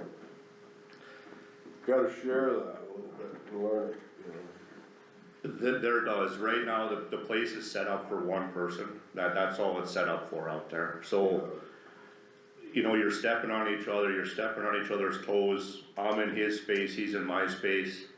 There needs to be some, and it's been that way for a long time, you know, and I just don't agree with a lot of that stuff, I'm sorry, but maybe I'm over the top. I don't know, like I said, I came here to try to straighten it out and make changes where I see they need to be made, and you run into nothing but opposition, so. Well, we sure don't wanna lose you. No, stay strong and work with these guys, and I think you'll get what you need. Josh, you can help them out or no? What? Well, the NRG, NRG pretty much supports everything it all the needs, right? computer stuff and NRG will access do all that. and your computer being an old or your battery being shot is all an NRG issue. Tell them to And that's replace. just you directly to them to work all that, you know, your access to certain stuff. I'm assuming they're gonna get, if they're our network administrator, they'll get users and they'll get you programs and they'll get you what you need. Well, So NRG you're is just- through you're the just supposed- Association of Counties, so I mean, You- NRG's Association, right? it's a There part are, of the, there are. through the Association of Counties, right? I mean, any employee or anybody can start contacting them, that's the system we have, so. So, again, it's gonna be written up, but everyone is just supposed to automatically know this? That you have No, access to? it It's takes time. more than a month to learn, Well, Russ, that's what why I'm can't somebody tell you this stuff? Well, you haven't been here long enough to even ask the right questions, that's the whole point of the preach, like, it's gonna take time to learn these things, you don't just come in a month and all of a sudden it's like, you know that NRG's this, and this is how the time cards work, and this is like, it's gonna take time, Russ, that's what I keep preaching this entire time we've been discussing, and you get upset because you think it's like an accusation of a lack of experience. I'm not upset, but come July, when I'm still trying to figure out this stuff here, Aaron, and trying to straighten this stuff out, cause I didn't know and no one told me, and it's hard to get help, and we should be out there doing what we're supposed to be doing, okay, then we'll talk about this again. I'm trying to take care of this stuff right now to get it done, get it over with, okay, we don't have 6 months, I get it, you ain't gonna learn everything in one day, but we don't have time, you have to understand that. I seen this room full of people come in here for one reason, I don't want that to happen to me, because I'm not doing my job out there. To do my job out there, I need the tools in here to get that done, that's all I'm asking for. Yeah, but nobody's withholding anything from you from here, like, I mean, everything's at your disposal, within the confines of the budget that we can do, we can't give you things we Right, can afford, but. and I learned more today than I've learned since the month I've been here. Well, and then next month you're gonna learn more, and then 3 months from now you're gonna learn more, and a year So, from now you're gonna learn more, that's how Why can't John tell me, since John knows this, right, that I have access to this stuff with the computer and stuff like that, why can't he tell me that? Well, cause Sit him down and talk. it seems to me like you've been here for a month and John was gone for a week to 2 weeks of those months on vacation. Like it's a communication and experience boundary right now. It's a whole new educational process for you. He should've done that the first day when he started. Well, why didn't he? He's the superintendent. That's my point. Like you guys keep making it sound like we're supposed to give him this stuff. It's his department. He should go to John and be like, hey, teach me how this works. But you're saying you don't have time because it's a huge responsibility to learn. I didn't say I don't have time. Well, because that's the point, right? We don't have time to learn all these things because we gotta get on the roads, which I don't disagree to a point. That's not what I said to you, Aaron, is right now we have a slow time in our department where it would be great to get all this stuff ironed out, so it's taken care of come Right. springtime, that's Why all are I'm you, trying. why are you trying to iron it out here then? You're the Um, road superintendent, iron it out with your employees, like, I don't, that's what we're talking about here. Okay, I think he feels reluctant to do it somewhat, do you not? there's certain things that when you go to a job, right, this is not my first job, might be my last, I'm not sure, but anyway, when you go there, you don't have to ask for everything. They set you up with the tools, the stuff that you need to get going to do your job, okay? If you come into Burger King, they show you how to make sandwiches, right? They don't just turn you loose. That's all I'm asking for. There is no help here, there is no guidance, you're on your own. And I don't have a problem with that, I guess to some point, but at some point you need help, because each one of you needed help when you sat in that chair for the first time, you had questions. Marlis needed help when she became the auditor. Are you, Russ, sorry to interrupt, are you asking those questions though? Cause here's where you're at. When you go to Burger King, you're not made or you're not gonna go in there and they teach you how to make burgers when you're the supervisor. And where you're at is, the supervisor left. So you get thrown into a position where Skylar was probably doing things that some of those guys didn't know, so they're not gonna be able to tell you what you need to do, but you need to ask. And you can ask Marlis, you can ask Josh, hey, you got NRG's number, you know what I mean? Sometimes you need, if you have questions on certain things, like programs, and my computer is a piece of garbage, and those things you need to ask. Cause nobody probably even knew that your computer didn't last more than 2 minutes or 2 hours, whatever it was. And probably didn't know that because you're coming into a position where it was vacated by the previous guy. And if John's not willing to share that information, then you need to sit down with him and tell him he needs to share the information with you. See, I mean, sometimes you need to ask the question. You know, the position was done differently for the last 3-4 guys that have been in there, okay? There's nothing wrong with that, each guy has their own technique to get it done. But you shouldn't have to go through all these steps to get the necessities to do your job, is all I'm saying. You know, when you guys bring someone on here, okay, you should be given this stuff first and foremost, and from there, when you have questions, it should take off from there. To be left totally in the dark is not right. And it's not just my position, it's the way everything is done. Everything is done, it seems like, in a secretive manner. You shouldn't have to go through that. I mean, you need to have support when you do things, right? If you're a new employee out there for an operator, you need support from the other guys to help you through that. Okay, that's where I'm going with this, where things can change easily to make this a better place. We have a bad rap already of people not wanting to work here. Okay, that's well known. Why can't we start to change that by doing things right? And again, if we're gonna continue to stay the way we are, then I really don't wanna be part of that deal. Well, and I think we've all been in agreement throughout this conversation that we support those changes. But we're in agreement that you're the road foreman, superintendent, you need to make those changes. And we'll support those changes. Okay, that's all I wanted to hear. That's what you need, okay?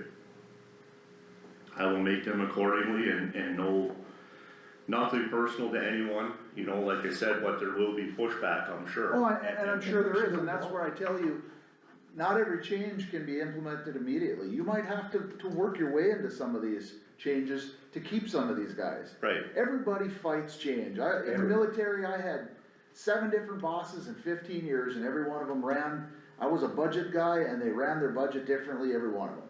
And did I fight them? Absolutely. Everybody does. It's just human nature to fight change. You get comfortable, you get complacent, and everybody's gonna fight it. My advice to you, Russ, is change can't be done in 1 minute. Some stuff is gonna take a little bit of time, and you're not gonna be able to shove it down everybody's throat immediately. You're gonna get that Okay. pushback. And again, to go back with that deal and back to Aaron, I'm not trying to do this in 1 minute. Absolutely. I'm asking for simple things here, simple things for simple results is all I'm trying to do. And it seems to be And we a problem. support, and we support that. You're gonna get that pushback, there's no way around it. It's kinda like I was told by the HR lady. The changes need to be made, and the changes need to be made right away coming on board, and you will have pushback from employees. That's just the nature, like he said, of the animal on earth, meaning us. We push back on change. Nobody wants change, Change is hard. right? It's tough. But I think good change is healthy. And you're a new superintendent, and you're entitled to make those changes. So I don't know what more to say, guys, other than, anybody else have anything else to say? No, I stick, think the guys support everybody, or they support you on change. stick to your plan, Russ, and try it. Okay, You know, the time card thing, it was a learning experience for everybody. You know, and it showed probably some lack of communication, but I'm one of them guys moving on, okay? We all learned a lesson, it happened. In my opinion, John should have said something to you, if that was the case. But don't take it so personally that you wanna walk away from the whole job because of this one deal. And- well, and it when you is come what in it is, here Russ. and you get attacked because these people are gonna not be able to retire and this and this and this, that's a little bit over the top, I Well, think. I can don't- tell you in your position, be prepared to be attacked, and it won't be just from employees, it'll be from everybody else. And it's not necessarily personal, No. you know? Sometimes sometimes it's just, people need to vent sometimes. But it was as simple as a phone call. Yeah, no, Yeah. I agree. But it's It was an error. that, it was that simple. It's an error. Right, but I mean, we're gonna have to look at the crux of the argument, alright? The main issue. The main issue is that with you being new, you're gonna have to ask questions of people and take some of their advice that you maybe don't even like, respect, or appreciate, until you learn the process and then make it your own. So that means asking questions of people that that's their job, and you probably don't even think they know how to do their job, but at least get an understanding of how they think they should do their job before you modify their job, that's the question. I guess I assume if someone has a job or a position, Aaron, I assume that they're doing it, right? I mean, when I turn the blade operators loose to go out and blade, I'm gonna assume that that's what they're doing, so I assumed John was doing this. Right, but the obligation of any department head, boss, supervisor, anything is to understand every part of the job beneath them. And that's what's gonna take time. That's what I'm trying to preach. I'm not trying to offend you. I'm not saying you don't have experience. I've seen you around equipment, everything. I know you can do amazing things. But supervising the Emmons County Road Department is not gonna just happen overnight. And not everybody's just gonna come up and tell you everything you need to know, cause some of these guys, like Gardner said, maybe don't even know you don't know this, or maybe they don't know that you wanna know this. That's where those questions come in. Hey man, how does that work? How does this work? It's gonna take time, it's relationship building. Managing employees is by far the hardest thing you'll ever do in employment. I have it with my guys. I have guys that work for me that I've been friends with since we were little kids. It's extremely difficult to manage them because there's a personal element. There's guys you don't probably like out there that don't like you. They didn't like the way this whole thing is transitioned. They're not gonna sing Kumbaya and welcome you and say, hey, welcome Russ. They're probably upset that you're there, okay? It's gonna be your job to build bridges to those guys. And if it doesn't work out, then another alternative might have to come. Some guys might have to quit. You might have to fire someone. That's the job. You're not gonna know that in a month. I'm not trying to be offensive. And I'm not, It's- again, we're on way two different paths. We're not No, on we're two not. different paths. It's all good. What we are is It's on. kinda like he's saying though, Russ. You said you don't wanna lay anybody off or fire anybody, just little steps, little changes. Well, you just gotta, I think, just sit these guys down and tell them the changes that you're looking at to do, And why? and why you're doing this. Yeah. And then do like you did today. You came in and And just asked a do lot it. of questions. Now, maybe they weren't the most peaceful way, we gave you some of the answers back. But you And I- just said you learned a ton, right? And that's the point, that's the building relationship. The only pushback you should truly be worried about, Russ, is from this board. Well, and the citizens too, but my point is like, pushback from your employees, you do need to manage, and you can't just bulldoze them. Yeah. But in the end, you are the final line. When you wanna make changes, you can do that. Now, I preach patience because of the budget and processes. I mean, it doesn't mean you can't do anything, and you have to come in here and ask for permission for everything. You are the managing authority of the road department. If you want information, you ask for it. If you don't get it, you get it another way, and if people are roadblocks to it, you need to sort that out. Cause they don't have the right to keep you from that information. Those are the steps, but that information will probably come more freely once you start building relationships with these guys, and that takes time. It just doesn't happen over the course of a week. And document it, Russ. If you ask for something, you don't get it, ask what you asked for, why they didn't give it, and the date and time. Nobody knows how to be the road superintendent out there, otherwise we would've hired him. I mean, truthfully, Russ, that's the thing, you're coming into a position where it wasn't a peaceful transition, it was kind of a sudden one. And there's gonna be issues even to that transition, it's not like you got to come in and learn from the last guy for a month, that's not, Francis maybe didn't even get that either, Skylar got that from Francis. There's value in that, but you didn't get that, so you are learning from the ground up, so there are things you're just not gonna know yet, and you're either gonna have to ask the questions from people to get that information that do have it. And if nobody has it, then it's your job to figure it out and then delegate it to someone. Hey, I just figured this out, nobody's doing it, that's your job now. I mean, that's how you manage the department. Okay, But on an actual serious note, have you done anything with the Schwab crossing? 'Cause we I haven't been we out are moving equipment right now as we speak. there. Oh, Okay, yeah. We will be there tomorrow morning and Thursday, and hopefully have it knocked out by Thursday evening, but they're actually moving the excavator gelled up, we got that in the shop, switching filters right now. They're hauling some culverts back from Napoleon that John and Gar purchased here a few months ago. So there's a few people doing different things, Dave and Cody are doing a 2,000-hour service down in Strasburg. And we should hopefully have Schwab Steel taken care of. With the holidays and stuff, it was meant to do sooner. We just didn't have the manpower to get it done, so. weather wasn't that great anyway, so it's probably better now. Yeah, big deal on them blades, there's a lot of people that said a lot of positive on You them. bet, Russ. Am I right, Jim? You're right, yeah. Well, and to touch on that, the intentions were to catch these 30-40 degree days when it was freezing and thawing. Yeah.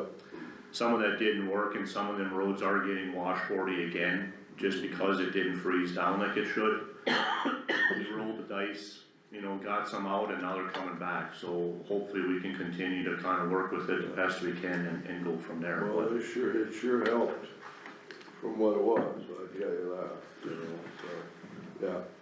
You're on the right track.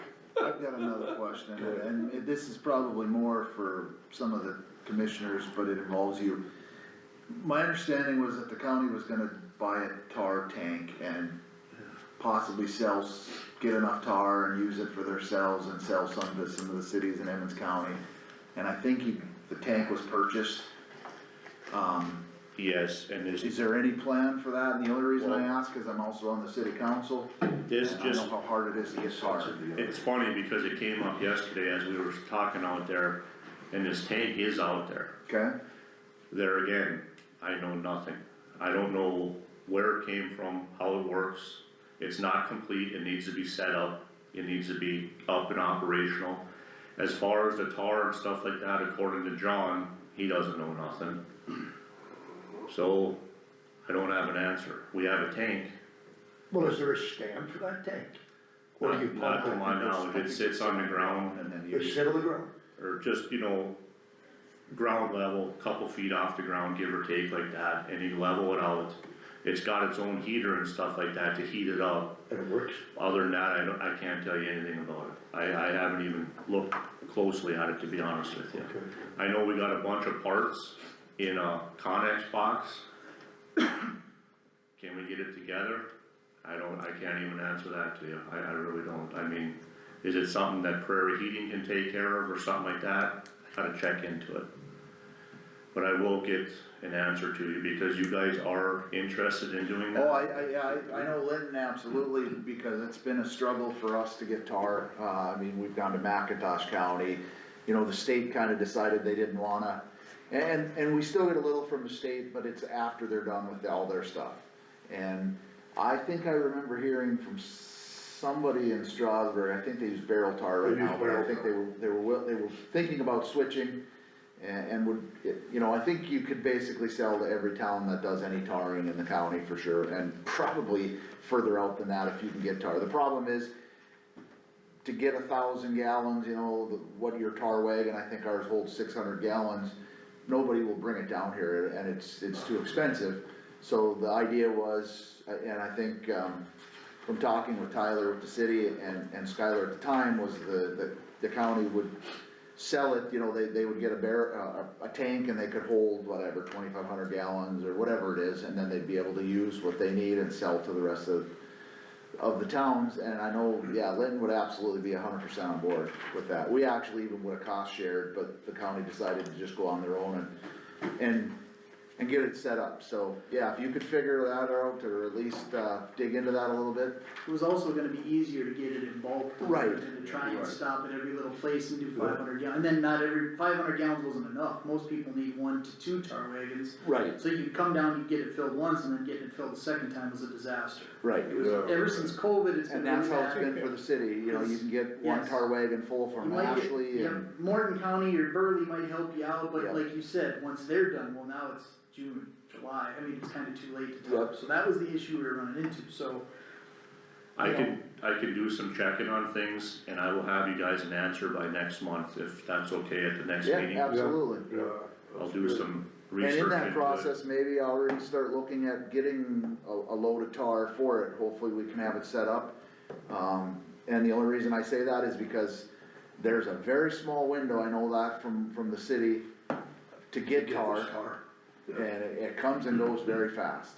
So the sooner you get on that list, the better off you'll be, Okay, yeah. What about pre-buying fuel? Who does that?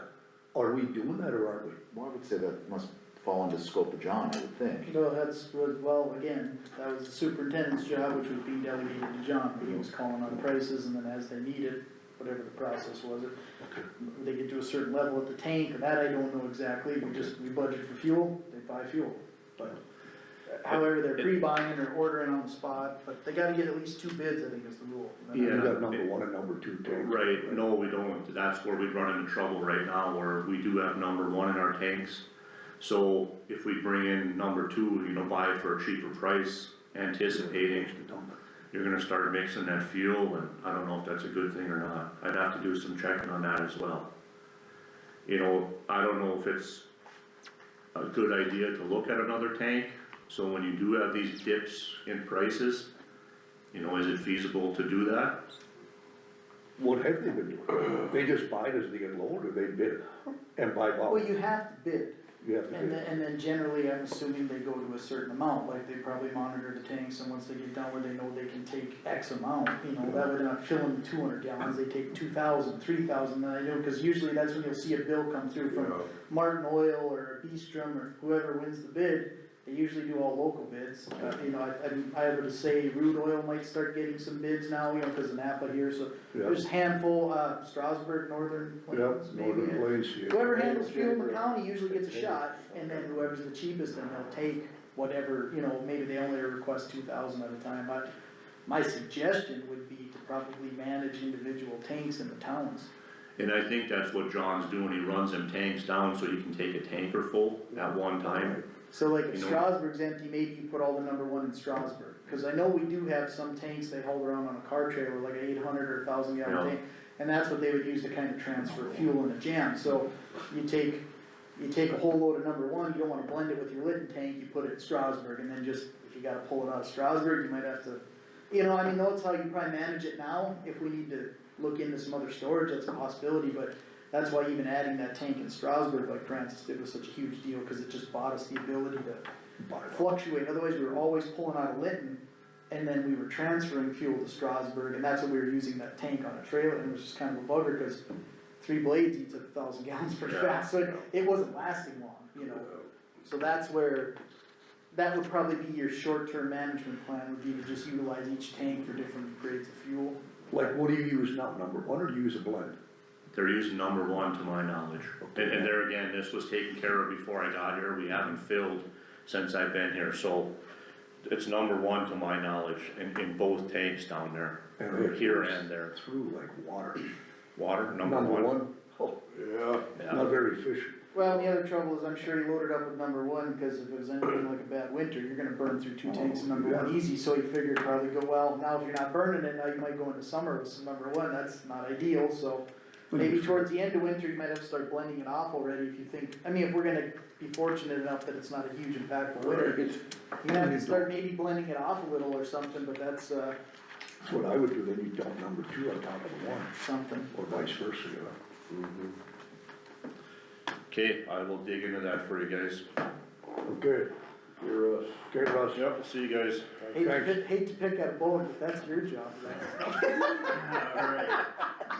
Okay, see ya. Thanks a lot. Tony Holmes is the next thing on the agenda, but he's not